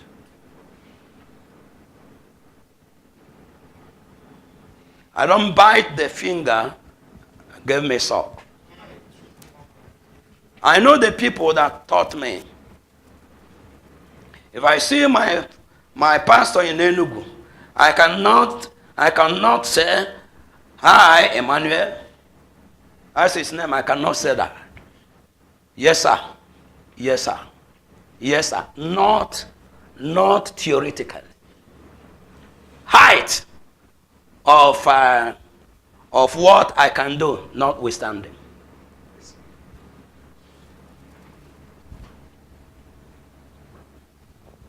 Pastor Kumui cannot be in the car that I'm in, and I will answer my phone.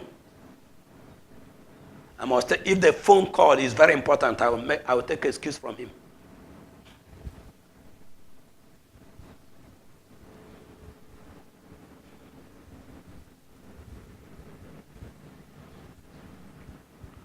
The people went and became lords, and then they crashed.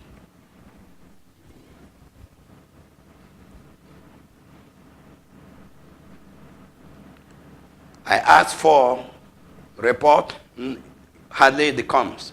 You ask for 10%, only the people whose 10% is 4,000 naira are bringing. But that's true. Those of you that have, tell me when you brought. But because I am simple and stupid, and I will ever remain, because if I choose to apply what I know, there will be no watchman. I told somebody the other day, and I come down to tell you, I have no man. That is the reason I have not applied what I know. Over there, when he began, was when brethren from all the corners were looking for truth. And then they came, and it was a kind of tsunami, and they came in their hearts. And then place was filled. And these people were academicians, from university graduates, and many, many, many people. And then he stood his ground from the one that if you are in a meeting and he tells you that this meeting will last for only 20 minutes, it will last for 20 minutes. When I come back, by 20 minutes, you will have finished what you're discussing. And they take it like that. And they regard him like that. 20 minutes, they have stopped their discussion.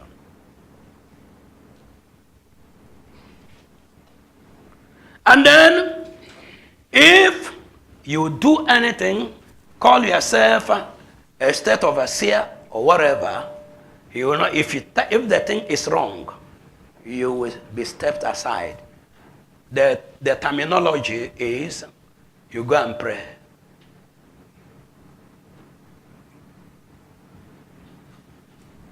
In the course of time, those that didn't get stuff began to move out because they couldn't bear it again. Now, but as they moved out, it was like going to an ocean and then taking a gallon of water and throwing it away. But I don't have man. And so I restrain myself from the thing that I should have done. Because if I did it, now I will not have anybody with me. That's what happened. That's why I have kept my stupidity. Simplicity and stupidity. But now that I have this vision with me, now that I have this vision with me, that vision that I'm sharing, I am not going to continue with my stupidity.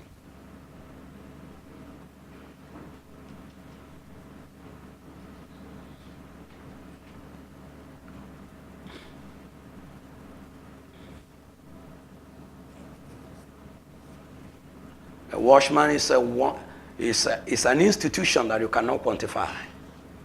By the time we change, you will see what will happen.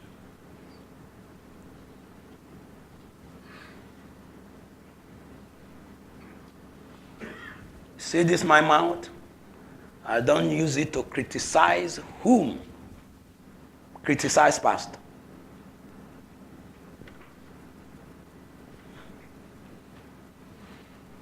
Use it to talk this, use it to talk that, use it to talk that. Talk against your superior. You didn't find him in adultery. I didn't talk against the people in upper room. What I did was that I found that the majority of them didn't have a quality life. So I took my Bible and went my way. That's what I did. I made friends with two people that endeared themselves to me.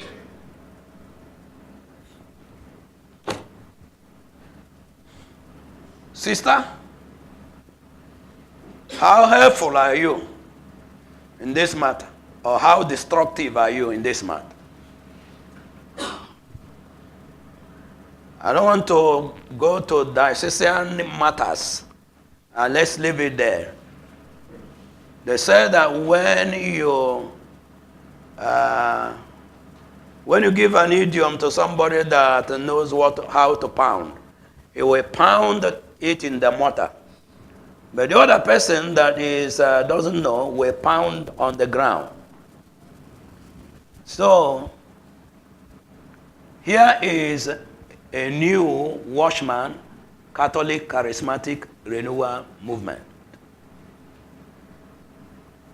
Make yourself available for that new watchman. Age does not deter anybody. Did you hear what I said? Yes, sir. I told you, and is it you that I told or who? They see the rock chapel? I am the person that articulated the people and said we're going to roof the thing in-house. Did you see the roads that are being done? I am the chief engineer. I am the person that is articulating everything. I'm urging them. And somebody will be saying, hey, Daddy, you are distracted. There are necessary distractions. There are some things that will happen, and they need to give you an injection. And it's a necessary injection, but when they shook you, hey, but they must give you the injection. It's a necessary. Now somebody is telling me, you are distracted. I am distracted by making them arranging and thinking and telling them how we roof this thing in-house, and we are roofing it and you see it.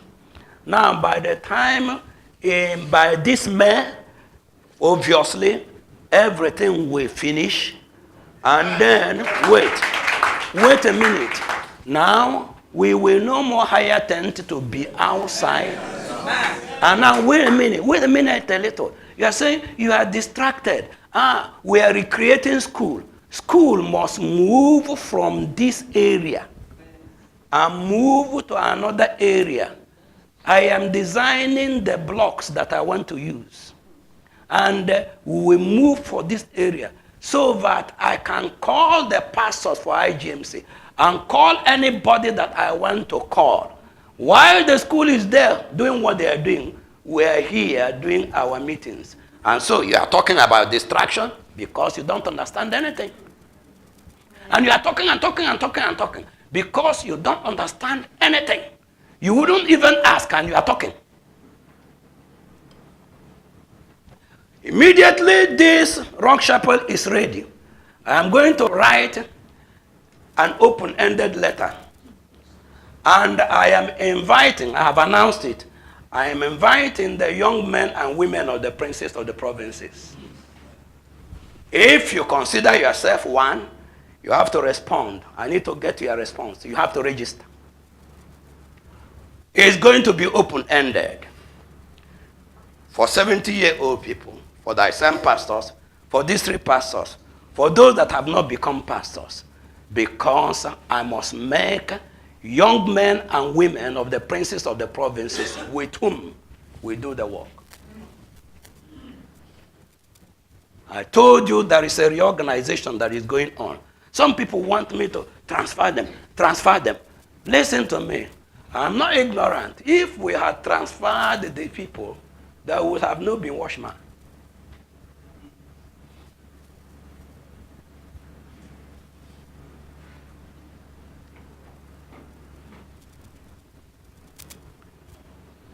But we are recreating the ministry as God is leading me in such a way that everybody will be able to do the work you want to do.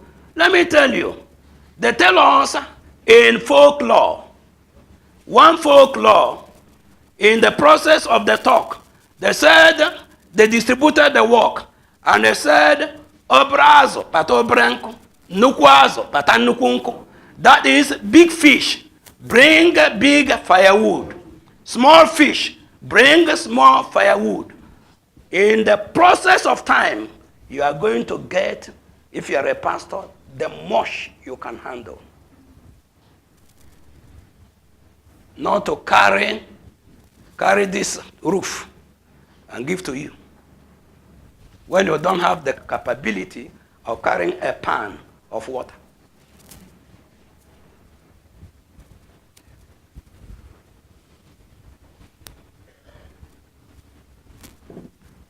And that is in the interest of everybody, so that we can go ahead and do the much we want to do.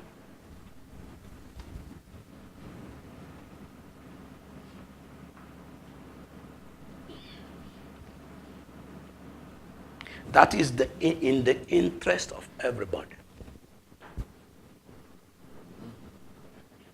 Let me ask, is it everybody that has the capability? Now, even right now, we are talking about diocesan something. We began with it because we began with Roman Catholic something. Let me ask you, a diocese, don't you see the number of local government areas that are under a diocese? That is too large.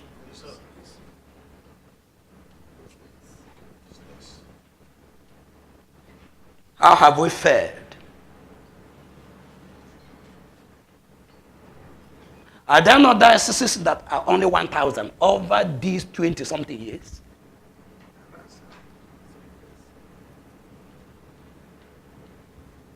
How do you think that we can continue like that? We must do a thing where by the time we arrive where I am going, people must write a report on what strategy they want to adopt and what they want to achieve in the next 5 years. You don't do any work without sense. You don't just begin to answer names.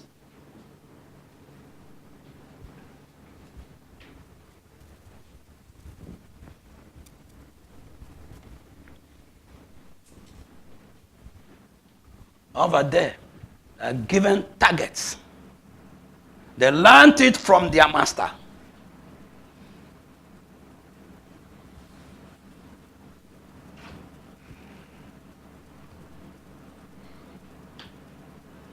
From time immemorial. Let me tell you about one person that moved. We're talking about commitment. I can't mention the commitment of people. The commitment of people. What they abandoned to make that ministry what it is.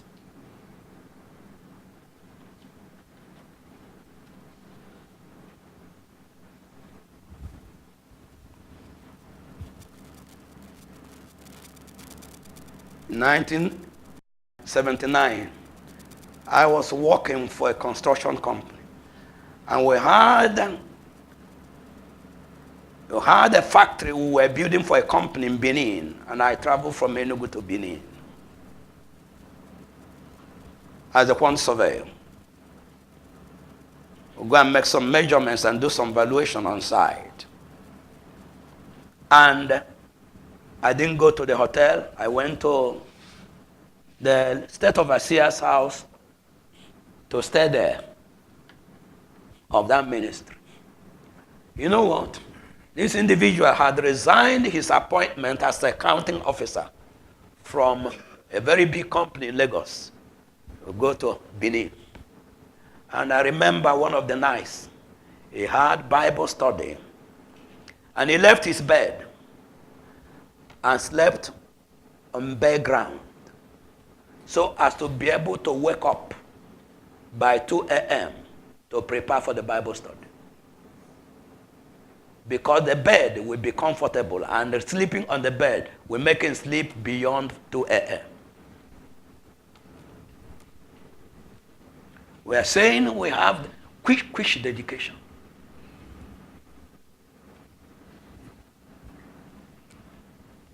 Quick dedication.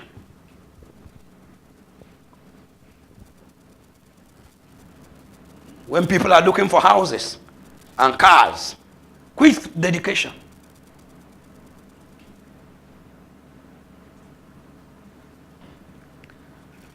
I counsel you that in this new watchman, looking at this new watchman and looking at this revelation, my desire is that everyone will be on board. That is my desire. If you ask me, what is your candid opinion? Everyone without exception. And that will guarantee that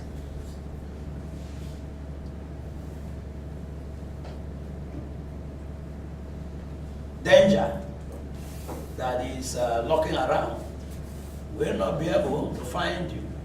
And if the Lord decides to take you away, we will know that the Lord has decided to take you away. Was it not just 1 month ago or so that I was here talking, amending one case, and one of our officers was here?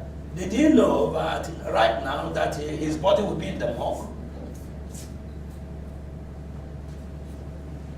He didn't know. So if the rapture is not taking place, death is coming.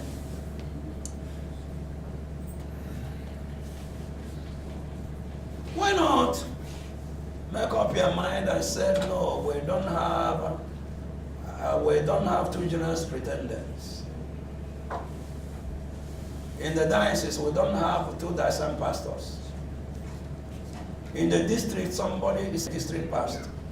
And if I have not found sin in him, I want to be loyal to him. I want to tell him the development in this parish. I want to join hands with him.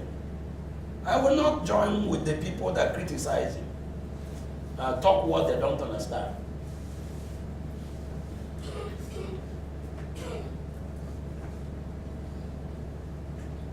And spoil church. The last message that I said should be played, I hope everybody played the message. Somebody wrote me a mail and said, this message is like washing our dirty linen in public. I'm waiting for the person. When I see him, I will know whether you played the message or not. I kept quiet. Washing your dirty linen in public. Shouldn't you wash your dirty linen in public? So that people will know that you are dirty, but you have washed their linen. Now do you know that is what gave me promotion in Lagos? You ask me, how do I mean? I'll come late to fellowship at Olale, and I tell them that I'm sorry. That it's so thing that shouldn't have made me, that those things were not cogent enough. That's why, and because of that I came late. And one man said, this is the man I will follow. The man that does not spare himself. The man that does not hide his sin.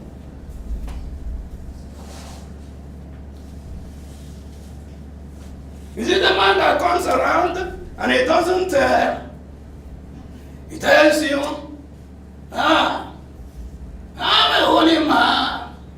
But he goes home and the wife talks, poor.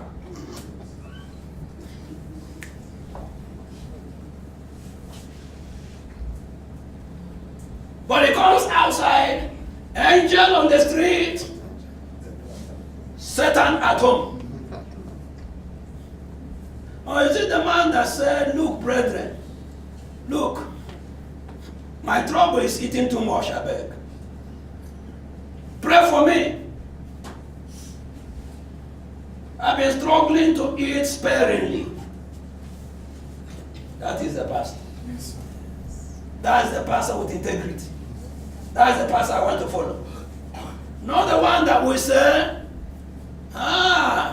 the Lord Jesus Christ fasted 40 days and 40 nights, and we should be fasting 40 days and 40 nights and much more. But he never fasted. One, he never lost a meal.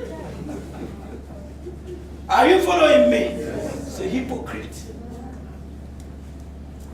It's a person that says how he is so that they can be helped. Not people that are hiding their problems. Now, is it not the hide that made many people to lose their bishopric? Now, listen to me. Somebody made a mistake and committed sin. If the person were humble, he would have run and said that I'm finished. Have mercy upon me. And then the chastisement will be small than for us to discover the person from sin, join sin, and the person comes to sit down as some pastor, district pastor, and then wields authority. When that one is discovered, no chance. There are people that they don't have chance to become watchman pastors again because messed up. But the first messing up, the person will have run and said, if it's a district pastor, to that some pastor, I'm finished. And then the same person will run to general secretary and bring the person, see this person, and then we will give him maybe 2 strokes. But when he becomes arrogant, I am that same pastor, district pastor, and then sins much, now no chance for him, the watchman. No chance. Can't accommodate sinners. And if you are there and you are hiding, now, watchman has a way of omitting the wrong people out. The ministry has something inbuilt inside it. I have said it, and that's the truth. It has something inbuilt that will make it vomit you out. I've given you the illustration with Abanza and Oras, and these are real. If you carry the water from Oras in a cup and throw it, they have a confluence. Like the river Niger and the river Benue have a confluence. I hope you know. At that confluence, you carry a cup of water from Oras and throw it into Abanze. That water must return to Oras. If Gabe from Okija is here, he has confirmed it. My junior sister confirmed it. Gabe confirmed it, said he saw it when he was 9 years, and goose pimples developed. And I've told you that washman is abundant. Clean water, sparkling. You can see the bottom. You can see the gravel. But Oras, muddy water, yellow, brownish. River, you don't see anything. You don't drink it. Abanze, you drink it. He has natural mechanism and makes it vomit the sinner out in the course of time. I am done.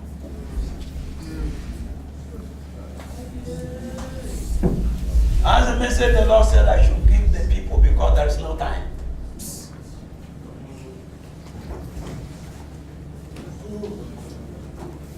Those that are talking, stop. Keep your mouth shut. Don't talk about them. Don't talk on the things you don't understand. Lest you talk yourself to her.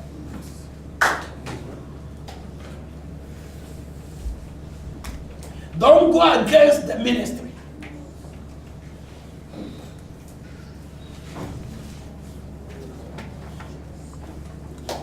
If you don't understand anything, ask questions. Let's. Why is this one like that? You are free to ask questions. You are not free to criticize. You are free to ask questions. And explanations will be made. Respect whom you should respect. Give honor to whom honor is due. That is part of righteousness. Make reference to whom you should make reference to. Seek to know what would he say in this matter.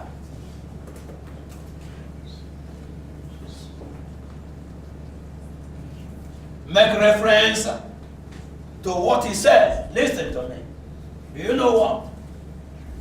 No matter how great your preaching is, and you're preaching and preaching and preaching, and you never told them in your preaching that Daddy said this also, that your preaching does not have salt. You agree? Yes, sir. The people will say that you're only talking. But the moment you say that Daddy said that this is the way we are going, many people will follow that way. Yes, sir. But when you are saying your own, you don't make reference. You are fine preaching, but it will yield nothing. It will yield little because these people know this man. They have great regard for this man. And they are not mentioning this man. And you have now become that man.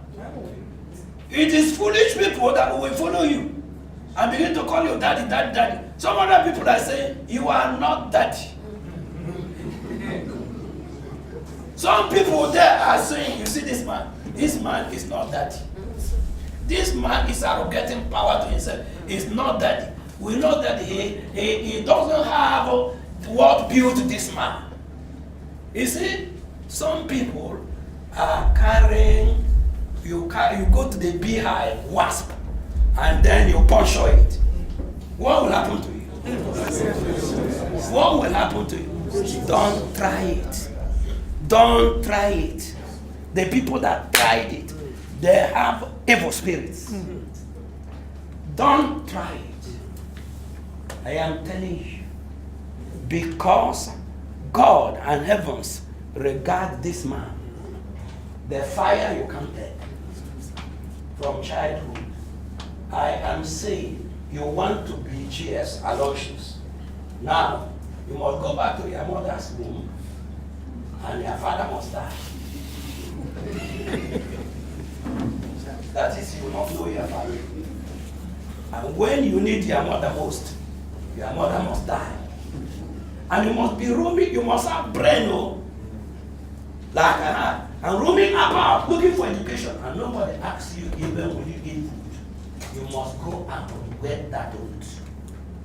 You must go to it. Don't deceive yourself. These things count before God. That was fire. That was, the man was passed through.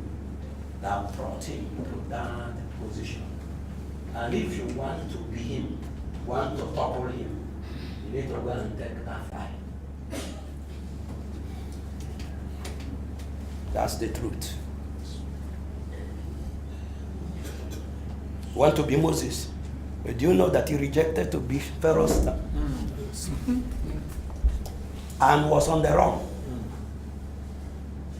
And spent 40 years. And when God said return to Pharaoh, he said what? this man that wanted to execute me, after that he has suffered. Stay where you are qualified to stay. And it will be well with your soul. Amen. What is important is to get to heaven and occupy the place that you are that is prepared for you to occupy. Don't ever think that in heaven people are equal. They are not equal. Angel Michael is the head of the angel. I hope you know. Yes. There was an angel, you know that was sent to answer Daniel. I hope you know. Yes, sir. And the prince of the kingdom of Persia, the principality, now said, you cannot pass here. Demon. The power that they had when they were with God was still with him. This one was a junior spirit, junior angel. You can't pass here. That's real. Angel past angel. So, in this life, you must learn it. If you go to the university, VC, past lecturer. Am I right? Yes, sir. VC, past head of department. They are not the same.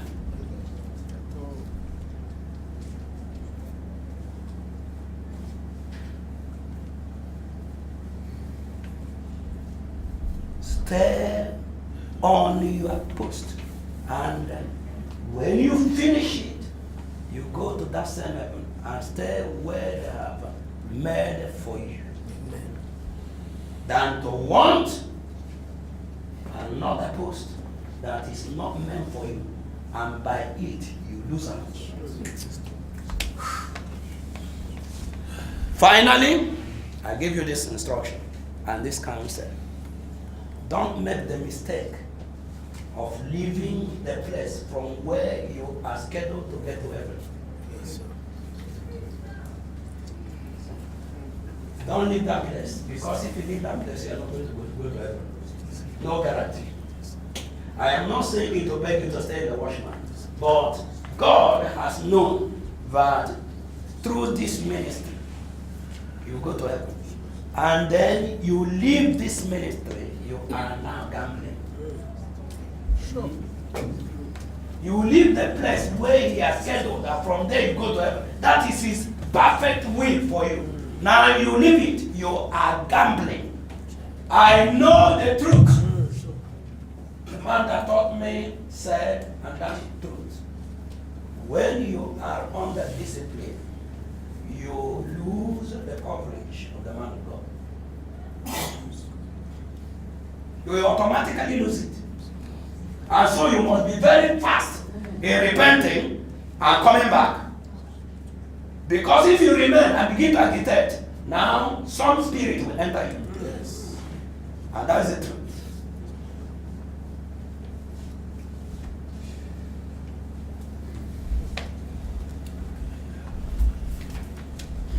If it is true concerning my biological children have coverage because of me. And they know it. All they need is to obey. This other day, the news came of all the snake, what do they call it, in India. And everybody was afraid. I called my son, who is doing internship in medicine. And I said, what is happening in that place? He told me. I said, all you need is to be very careful. But for anything happening to you, it's impossible. Sure. Pure impossible. Pure impossible. If they want to fly, I'll just say, go ahead or don't go ahead. This or that day, they are coming here this weekend. And then they said, we want to fly. I said, no. No flying. You come by road. That's it. Since I'm obeyed, no problem.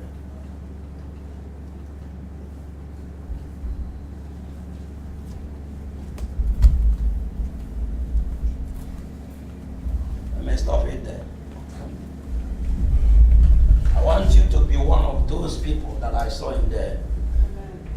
In that trance. Yes, sir. Yes, sir. Do I be so stupid to desire the people that I don't know? Instead of the people that labored with me and grew gray hair.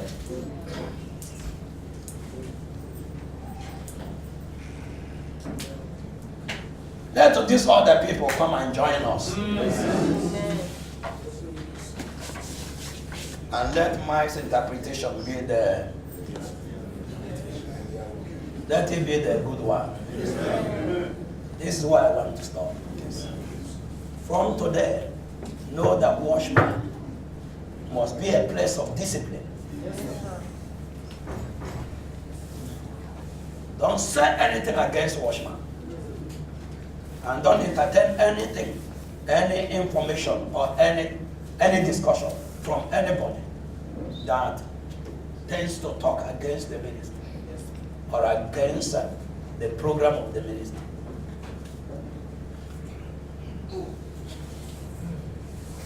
Whatsoever reorganization you see, take note that that is of God. I don't rush. I don't do things that I like. My mind is no more my mind. Let's pray.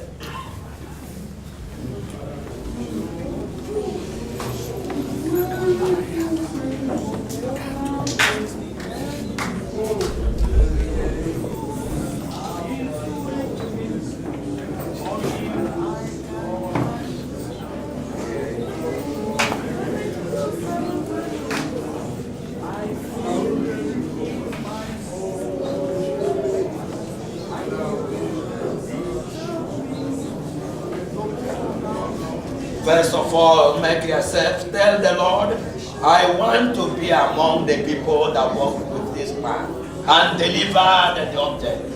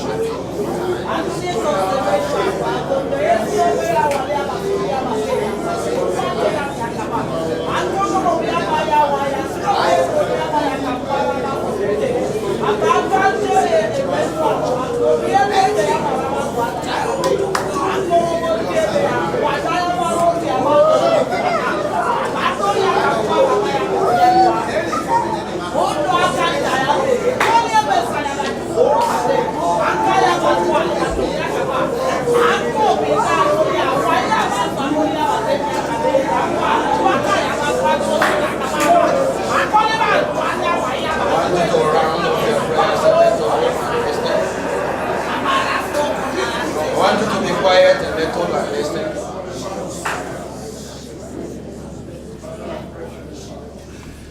This prayer time should be a time of speaking, not just in tongues. Apostle said, I will pray in tongues, I will sing in tongues, I will sing with understanding. And I will pray with understanding. It must be a time that somebody is doing the type of things I will do.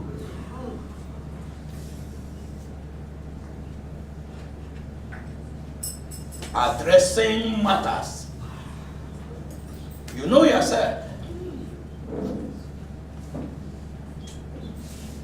If you go on speaking in tongues and speaking in tongues and speaking in tongues, you are in the spiritual, speaking mysteries, but you didn't understand what you were saying.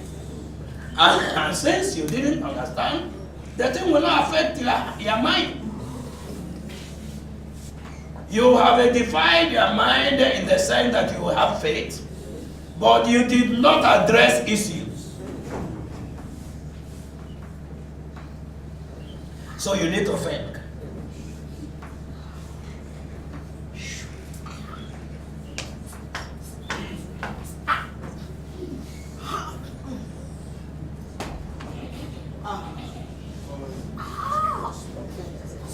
Is there anywhere that I am operating? This man has asked us to bring this, bring that, do this and do that, give report, send accounting records. Am I doing those things? Must it be you? Are there no people working with you? Shouldn't that be record of how you are spending God's money? So that you can be guided that this one is wrong.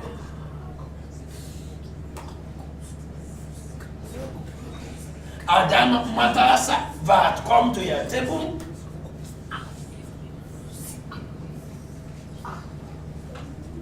Listen to me, look up, brethren. Let me tell you something. A case I have on ground now.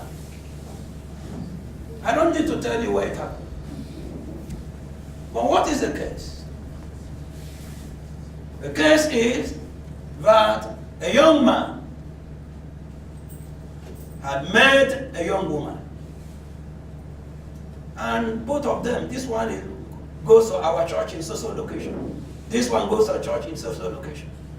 And then this one is living social place.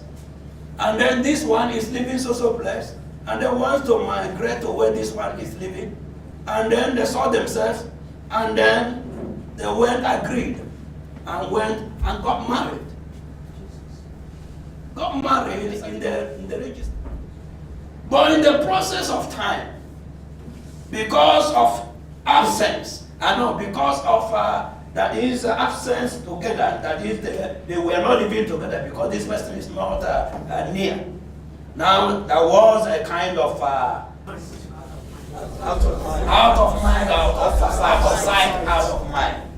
And then that played. And then there was some feuding. And then eventually this person, this young man, now found another person. And then felt he was being led to marry this other person. And then in all sincerity, told our leaders what happened between him and the other one. And they said, so long as there is no bride price, you are not married. Rubbish talk. Rubbish counsel. And I am in town. And they didn't tell me.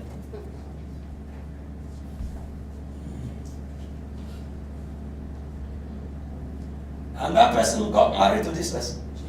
They gave him permission to marry this person. And now, marrying this person, commotion has come. And now, this man now reconnected to the other person. Now, the matter is now with me. Now, judgment between me and the brethren.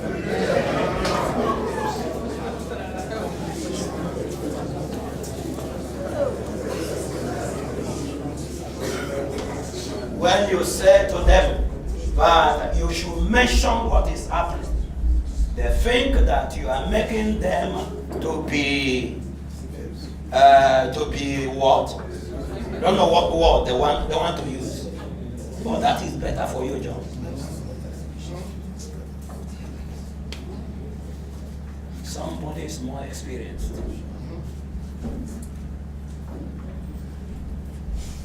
Somebody hears from the Lord more readily. Did you hear me?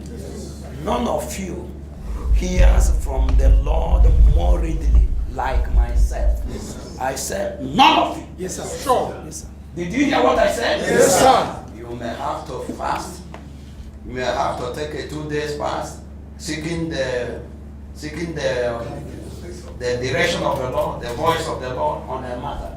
But listen to me as I'm staying here. And then I want to know whether this meeting should not hold again.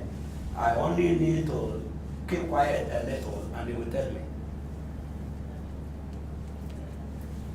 Simple and short. No praying. He said, concerning Moses speaks man to man. That's how it is with me.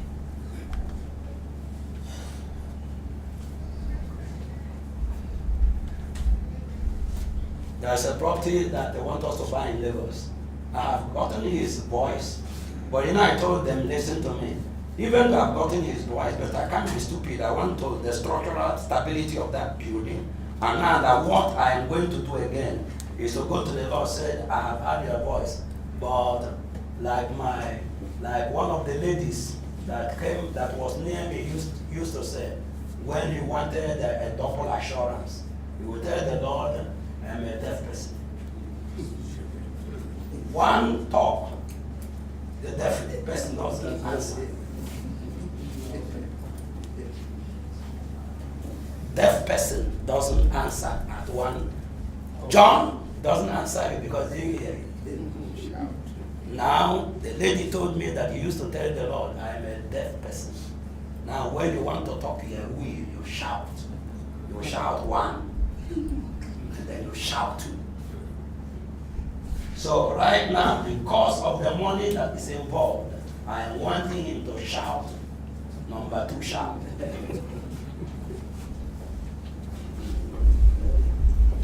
Because I don't want to spend millions and then put the thing into the drain. But he has already spoken to me, but I want another shout. There is no fasting to get it. Don't know, should know.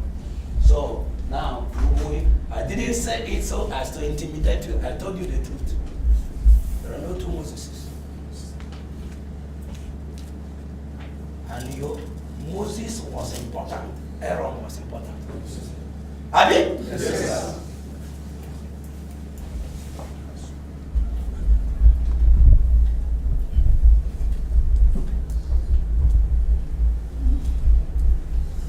Before you pray, I used to tell some people, and let me tell you now, that's some pastor's wife. I am a general overseer. I am in charge here. And then you take over. Listen to me. May I inform you that those women that are keeping the toilets during meetings will reach heaven before you. Yes, sir. Truth. And you are doing like this. And you don't have control of your mouth. And you can talk to them and insult them.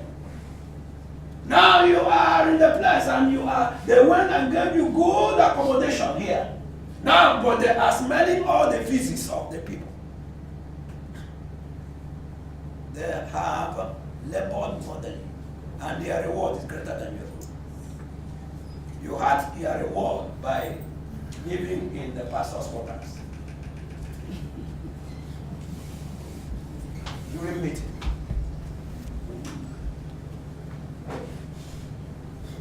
You should know truth. I know truth.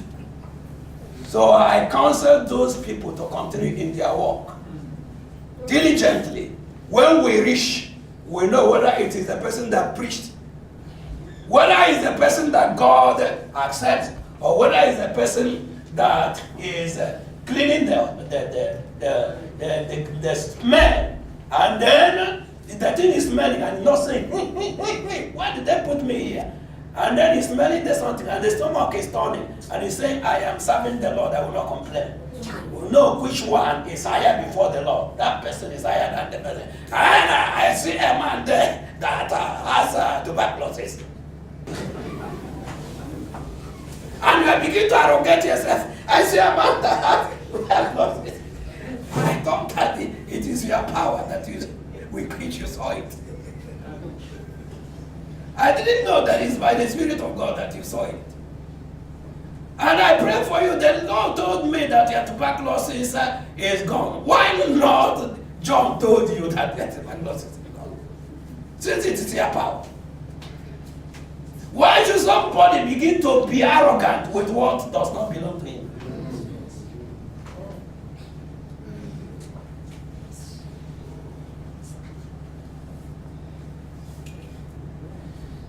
You created word of knowledge. You are the owner. The owner can take it away and you become barren. And you do like, what is the name of that man? Samson.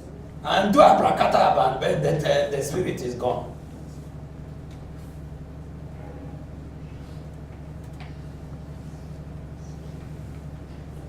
Watch my life.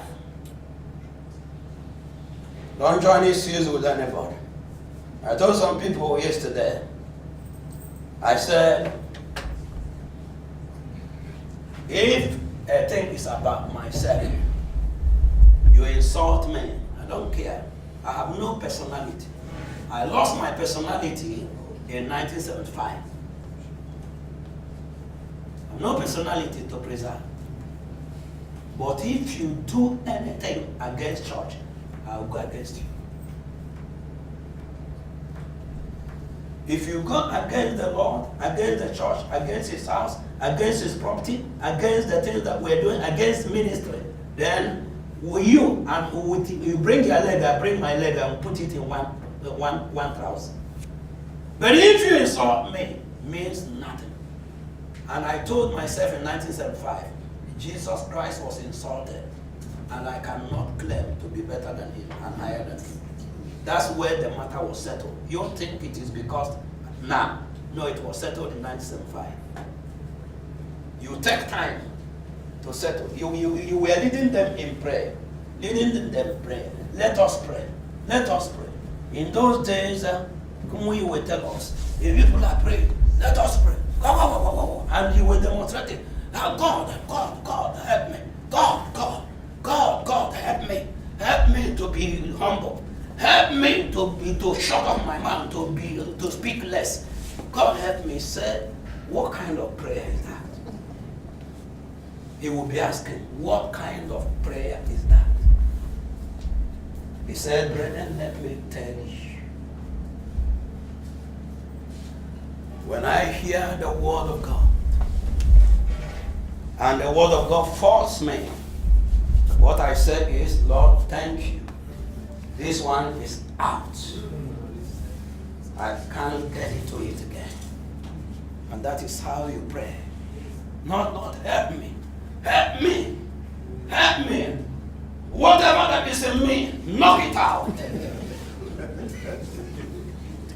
Because God is the tiger.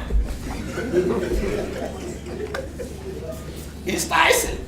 He must knock it out. There is no such thing.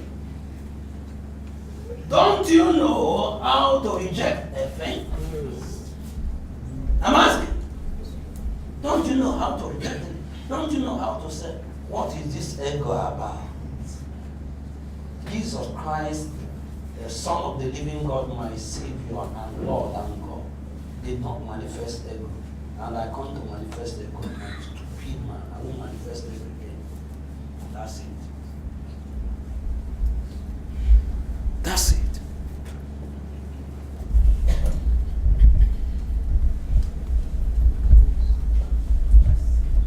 That's how I trashed everything I was found in my life. I was an arrogant person. I never regarded any person.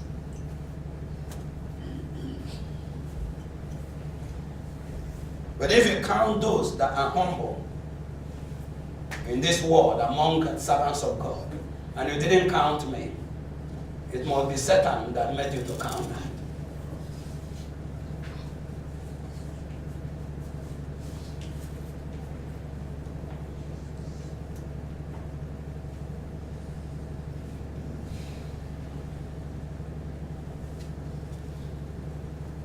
The thing that helped me, as I read the scriptures, the principle of the Lord in Luke chapter 14, he said, when you are invited into a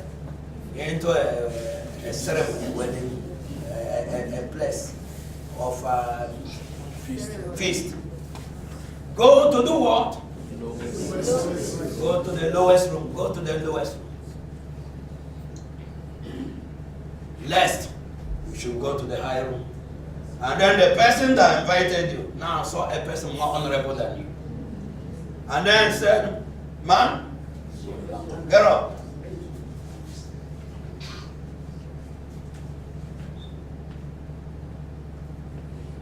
And then you begin with shame to go to the lower room. But if you go to the lower room, and then he said with what? With honor, you rise up. And let me tell you, I have told you before, Arthur demonstrated it one early morning. Arthur that owned Triax. Do you remember Triax Airline? Yes. And then we were to fly Triax from Enugu early in the morning. And Arthur had arrived. He wasn't traveling, but the business was his, so he had arrived early in the morning.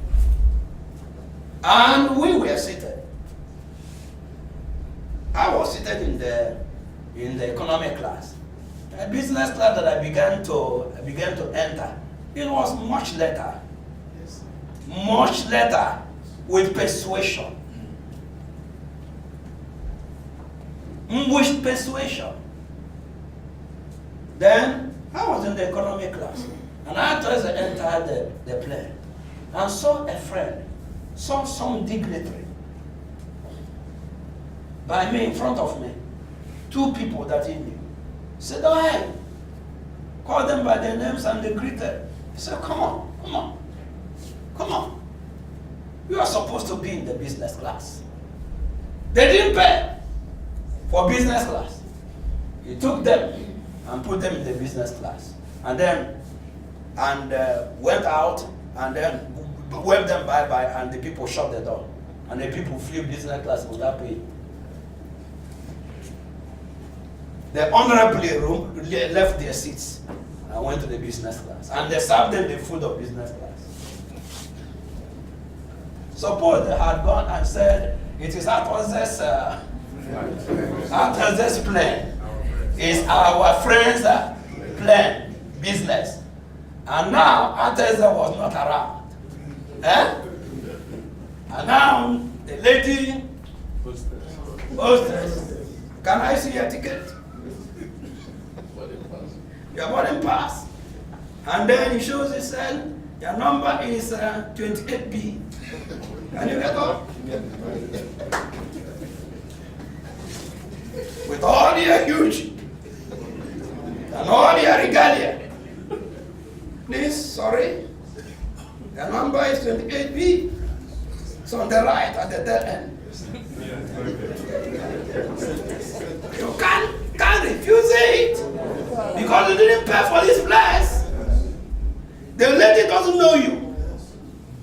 That you be governor is not his business. Your ticket. What shall I say before we land?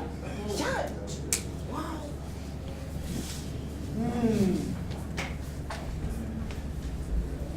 Let's now pray.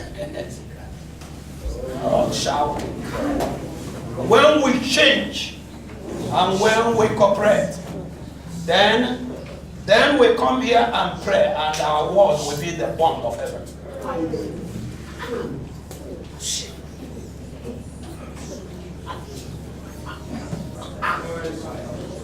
Let's follow righteousness in all its ramifications.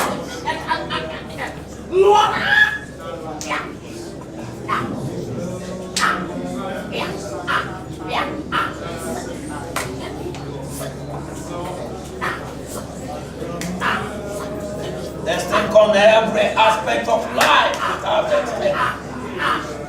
Follow peace with all men.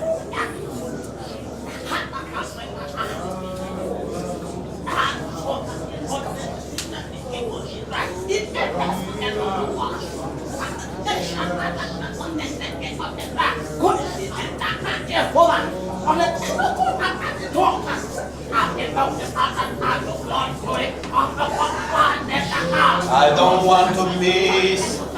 I don't want to miss. I don't want it to happen to me. I don't want to be among the people that get lost at the end of the day. God forbid.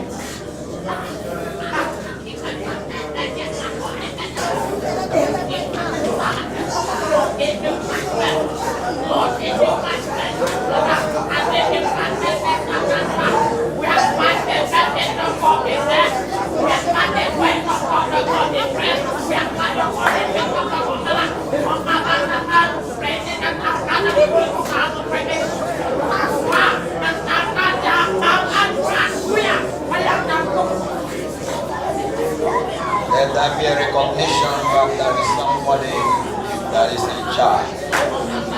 And God has put me in charge. Lord Jesus Christ, the overall in charge. The overall officer in charge. But He has placed somebody on earth that is in charge.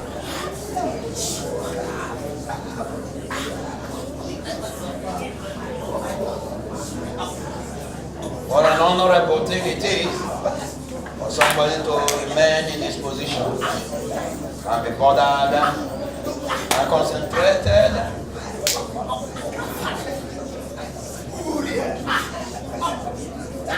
on that position.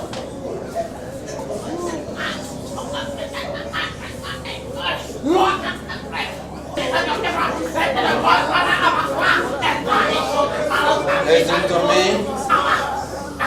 Listen to me. I tell you this thing that happened recently here. 3-4 weeks ago. So you'll be able to know the kind of man that you are dealing with. There is a particular marriage that collapsed. One of the dioceses. And the person that is involved is the district pastor.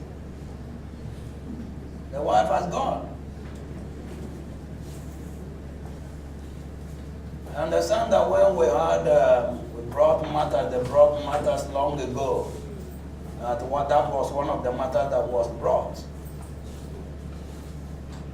Honestly speaking, I was not involved per se in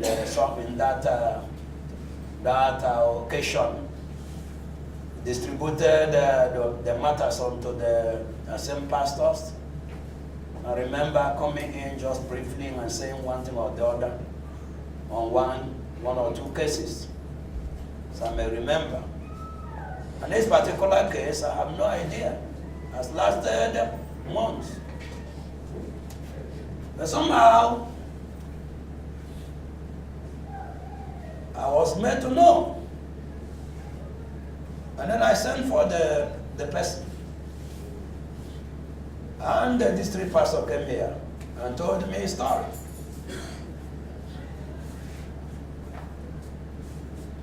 And then after telling the pathetic story, I said, do you have the number of that your wife? He said, yes, give me the number. And then gave me the number. And then went out here 4 weeks ago, 5 weeks ago, or thereabout. I placed a call. And the woman from the other end picked the call. Said, who is this? No exaggeration. But anyway, just washman. I don't know whether she had that one. Said, I'm in a busy place. When I reach my flashing. I want to take it that she didn't hear. And then we waited for 1 hour. A little below 1 hour. Protas is my witness. And she flashed. And we called her back. Who is speaking? Anyway. I said, GS Washman. He said, Who gave you my number? It's not a joke. I said, your husband. He said, husband? Husband? And why are you calling me? Then I called her first name, kindly. I said, take it easy. Wanted to say some things. He said, don't accuse me of hanging phone on you. ịnọ n'ụlọ ewu anwụọ n'ọgwụ. Asị m na ịnọ n'ụlọ ewu anwụọ n'ọgwụ retọsịa. For those of you that don't understand what she said, he said that I was in the house and the goat died with the rope and got dead and decayed and shouted it on me on a thing that I know nothing about. No problem. And then I wanted to say something, the thing went dead on the other side. I wouldn't hear her voice again. And I dropped the phone. When we told the brother knelt and said, Daddy, I'm sorry. So you don't need to tell me I'm sorry. That is part of pastoral work.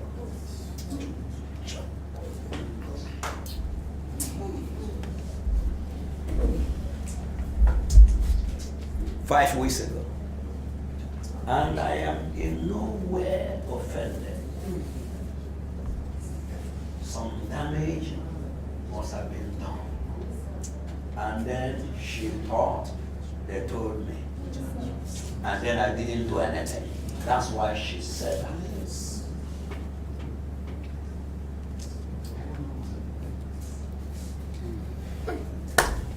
So I don't blame her. I didn't get offended. And I don't blame her.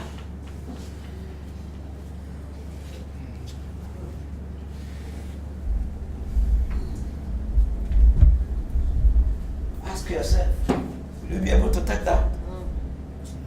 I'm talking about GS. Somebody telling me this.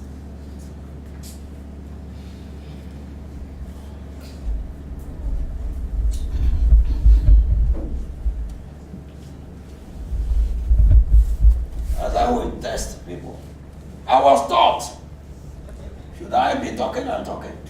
Don't claim that you are sanctified until an occasion to prove it comes.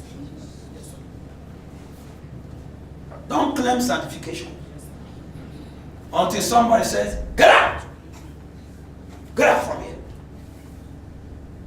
And then we'll see a reaction. It is then that you say I'm sanctified. Don't claim that you are a child of God. There are those who have messed up things. You know what I mean? Now the things they didn't keep, the rules they didn't keep, when they are now meant to be the enforcers of that rule, come and see what they will do with people. You asked me to talk more. When you wanted to marry, you did nasty things. Now he's a marriage committee member. And then come and see how he will deal with the brethren. Now he's the righteous one. You will forget that when he was to marry, that he did nasty things. That's why I said the watchman is beginning afresh. Yes. In the course of time, nobody that will be a member of the marriage committee will be somebody who didn't keep rules. You have to write application, and I have to interview you to know how you got married, because you must be qualified before you can serve. You cannot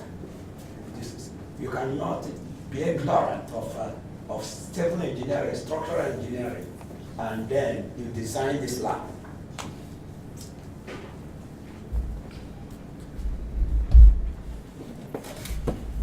And know those people that immediately they knew that God had given them to marry, they went into themselves. And now they later on became marriage committee people. And now they will smile people hard. They have forgotten their sin. I'm not in any way saying that these other people should be spared. But are you behaving as though you were not erring? Who remembered you to be marriage committee chairman? That is why I'm talking about recommencing. It's a long journey. It's not easy.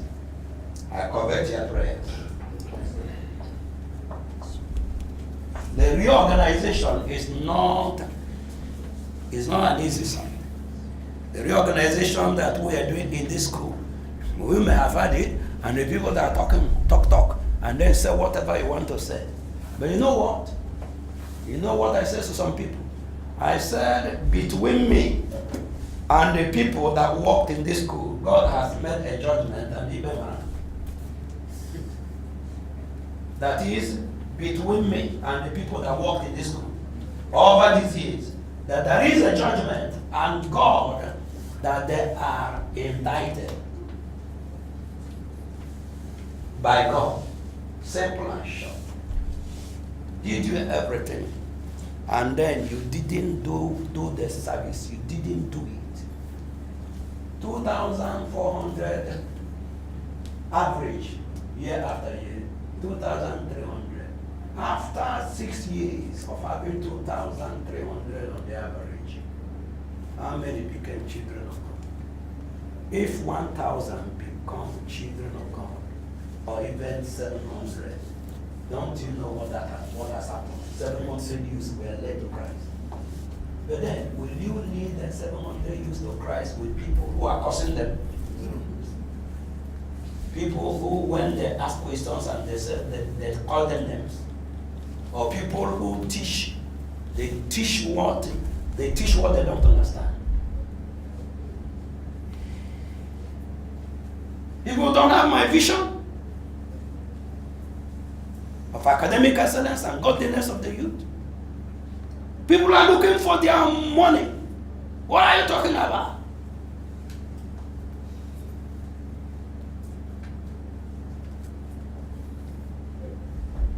I am looking for people that will behave like my 90-year-old standard 2 teacher in 1954, who read this booklet. He saw the back, Threefold End Time Project, and he saw my picture, and he told the daughter, "This is my son. Go and call him." And the sister, our sister, the daughter, came here and told me. And I went to the village, and the man recognized me and called me my name at 90 years. And then went and called his relatives. He was head of kindred. And then reminded and began to ask me of all the brilliant sharps, and called their names, and called the name of one that I didn't remember again. At 90 years. These were the teachers that made sure that if there was 100% pass, it begins to jubilate. But today's teachers, whether you pass or not, get out from here.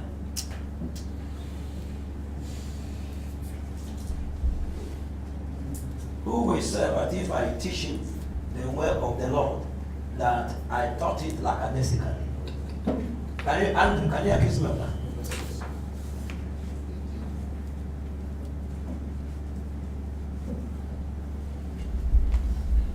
Those of you that are teaching in the universities and the colleges of technology, how do you teach? That will determine whether you go to heaven or not. You think that it is preaching. No. You can preach well, but those people, you don't give them what you know. You don't go to heaven because you have cheated them. God is the God of righteousness. Did you see this Nigeria? What is keeping this Nigeria is the business that we have. Hear that again. The injustice here will have scattered this business.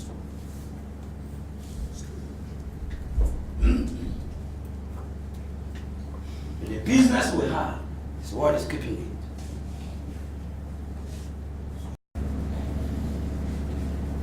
These people do not know where they are. This watchman. Washman, oh. They don't kick washman, oh. Oh, never. I've been warning people, oh. You don't kick washman, you don't kick against me. Did you see that all the time that we're doing the people are shouting, we're going to do this, we're going to do that, and you retrain? Look, if I employ you and they said that your service is no more necessary because I'm not satisfied, whatever did I do? And then I used to say, I said recently, all those people that talk against me, when an opportunity comes, now for another thing floats, and then I want to call them with their the conscience to now apply. Now, there was one of the sisters that was engaged. And you know what? I learned about her condition. I learned that she is a junior sister to her first civil engineer. A young man that I made an announcement. And that young man came to join us in Lagos and died at Ayetro while we were building Ayetro. I learned that this girl is her first junior sister. So, oh my God, what am I going to do for her? I called her on phone. Yes. When my phone call reached with a unknown number, I said, please, who am I talking to? I said, you're talking to GS. It's like you went to heaven. I said, how old are you? She said, I'm so my mind melted. I said, okay, don't worry. I'll call you again. I'm thinking of what I want to package. That's how to be a pastor. How many people do you call? GS calls. I hear a case and I take my phone and call a member of church, not even pastor.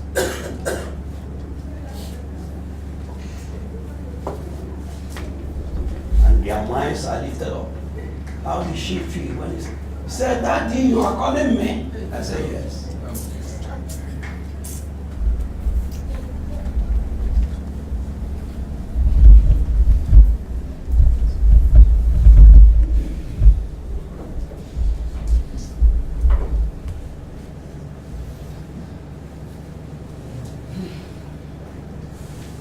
I'll give you the letter that pastor that we lost, that we sent to India. I'll give you the letter that the wife wrote and was full. I said, Daddy, you prepared my husband for heaven.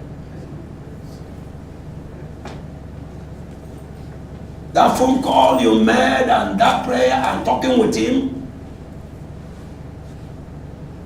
and commanded your lieutenant to take care of him. And they took care of him, sent him to India, and then they came and they took care of him. Your able lieutenant, Daddy, I respect you. We are pastor, women overseer. What is your testimony? You are only to use your mouth and cough down the people.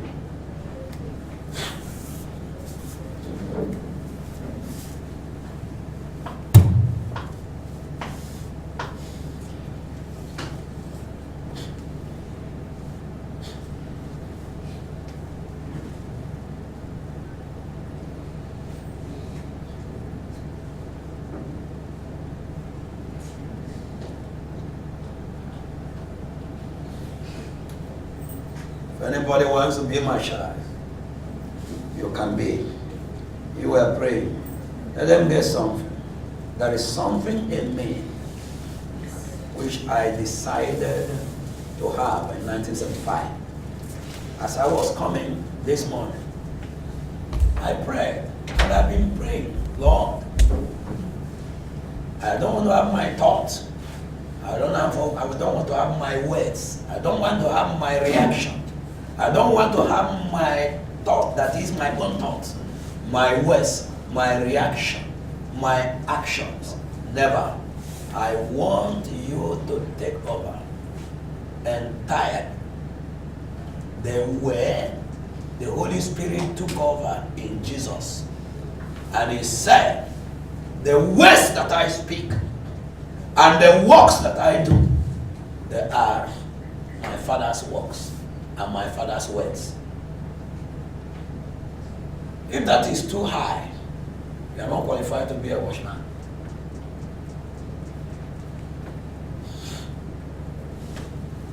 Not to talk of being a leader. If that is too high, you are not qualified. That is exactly what he wants. Because to break this wall is not for little minds.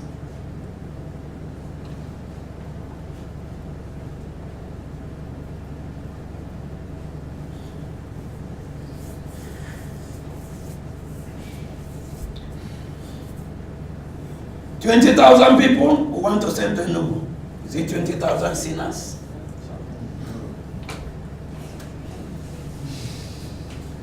To go and do what?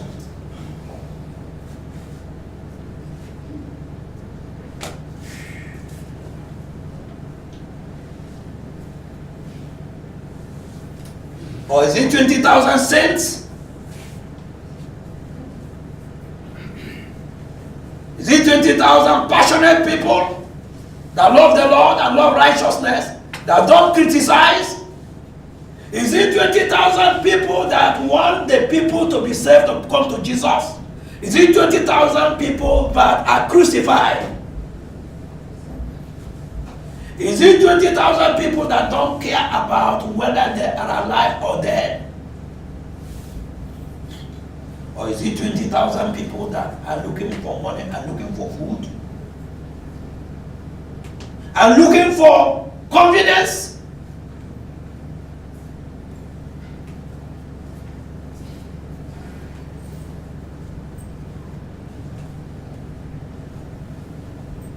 Think about it. Enugu on the hill. I'm articulating the letter I'm going to write to Governor Gwine. And I'm afraid. On the one hand, I'm happy. On the other hand, I'm afraid. Will I be able to raise the kind of people that at the end of the day, the man will say, what this man wrote to me is true?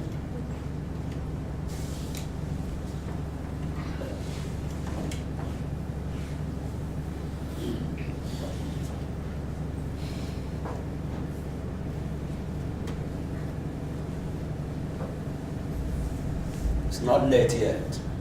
Let one person cancel the other. Let me tell you, if you are discussing in the midst of the people and somebody begins to discuss something that is unnecessary, that does not push us into this walk away. You didn't do any.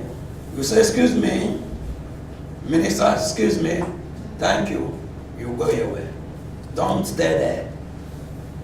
Leave them alone.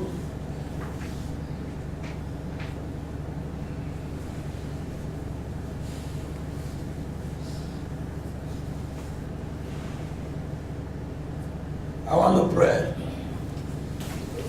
Those who want to be my children, who want to join me, who want to be among the people that they recognize. And I'm serious. Can I tell you that God told me to call you and then I'm telling you lies? Never.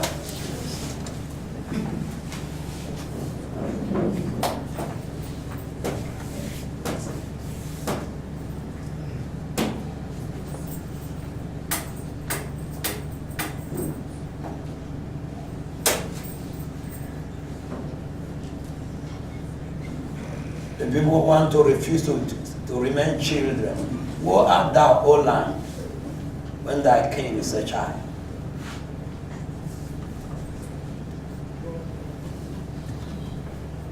Who may jump frivolities, things that don't matter.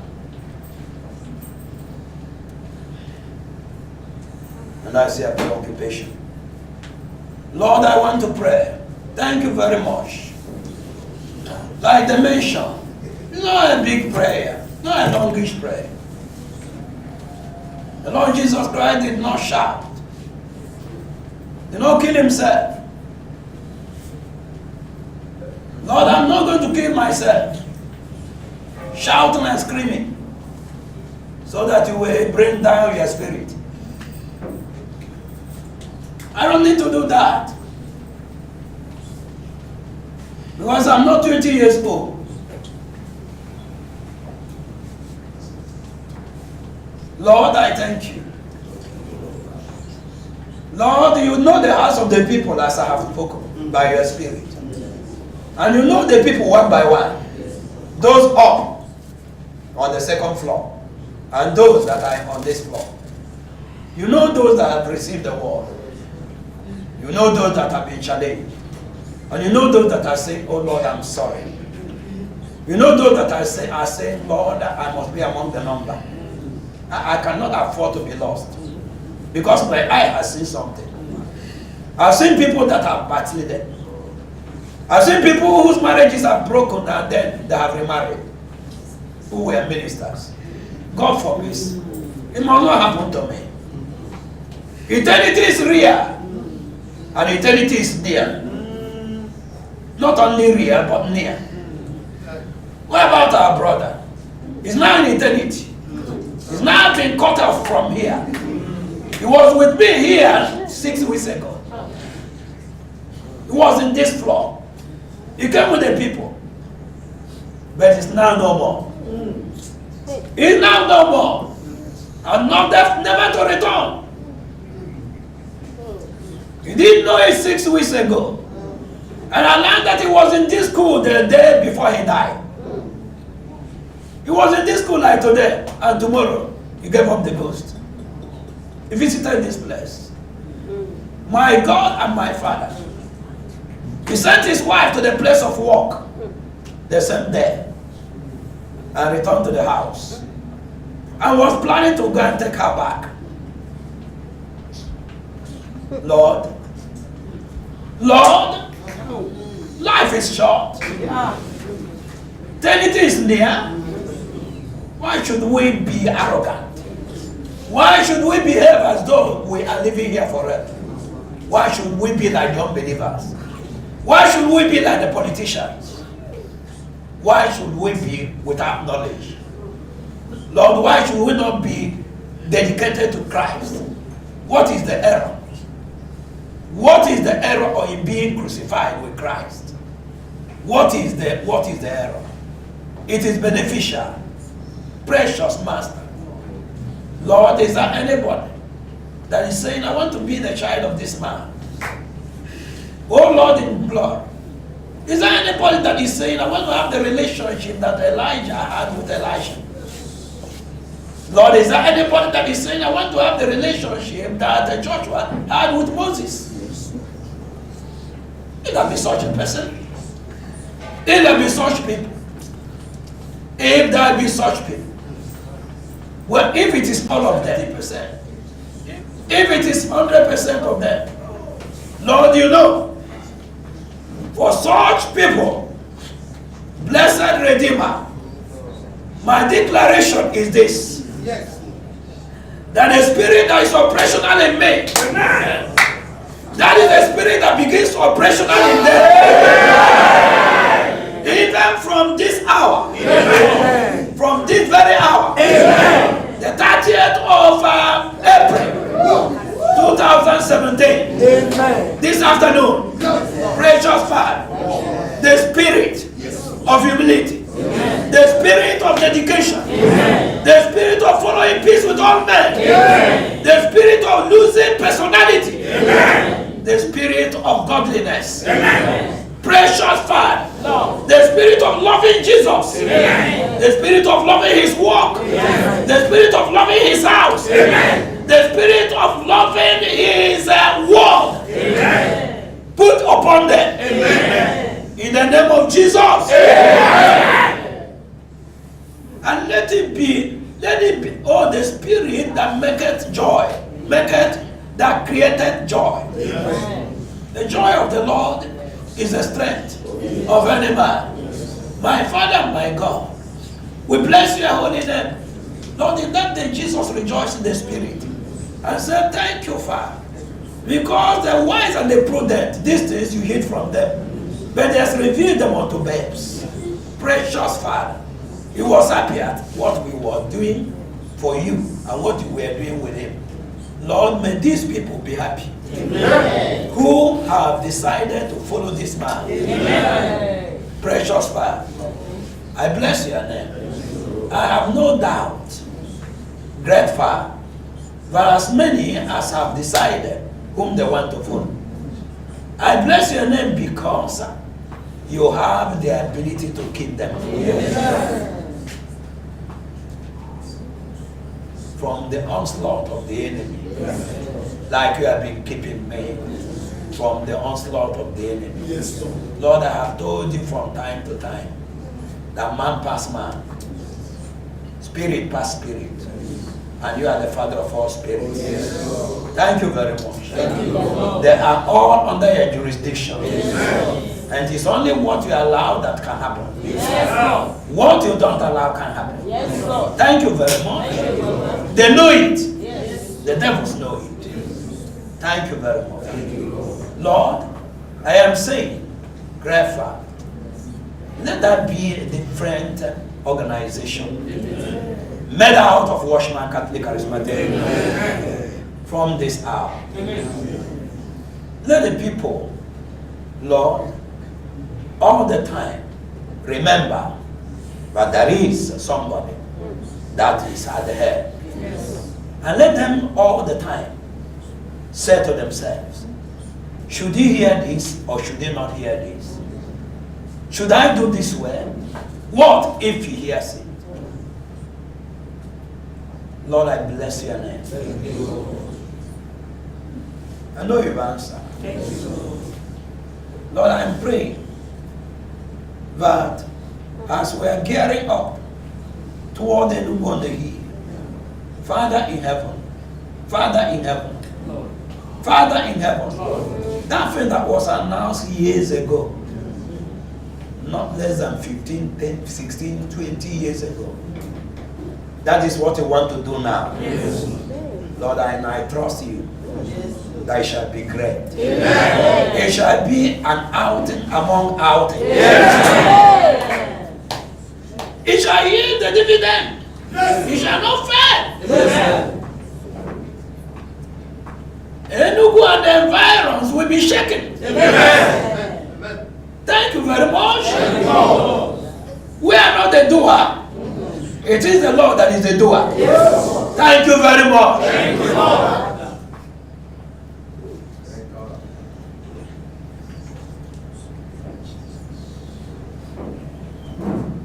Hallelujah. Amen. Hallelujah. Amen. Hallelujah. Amen.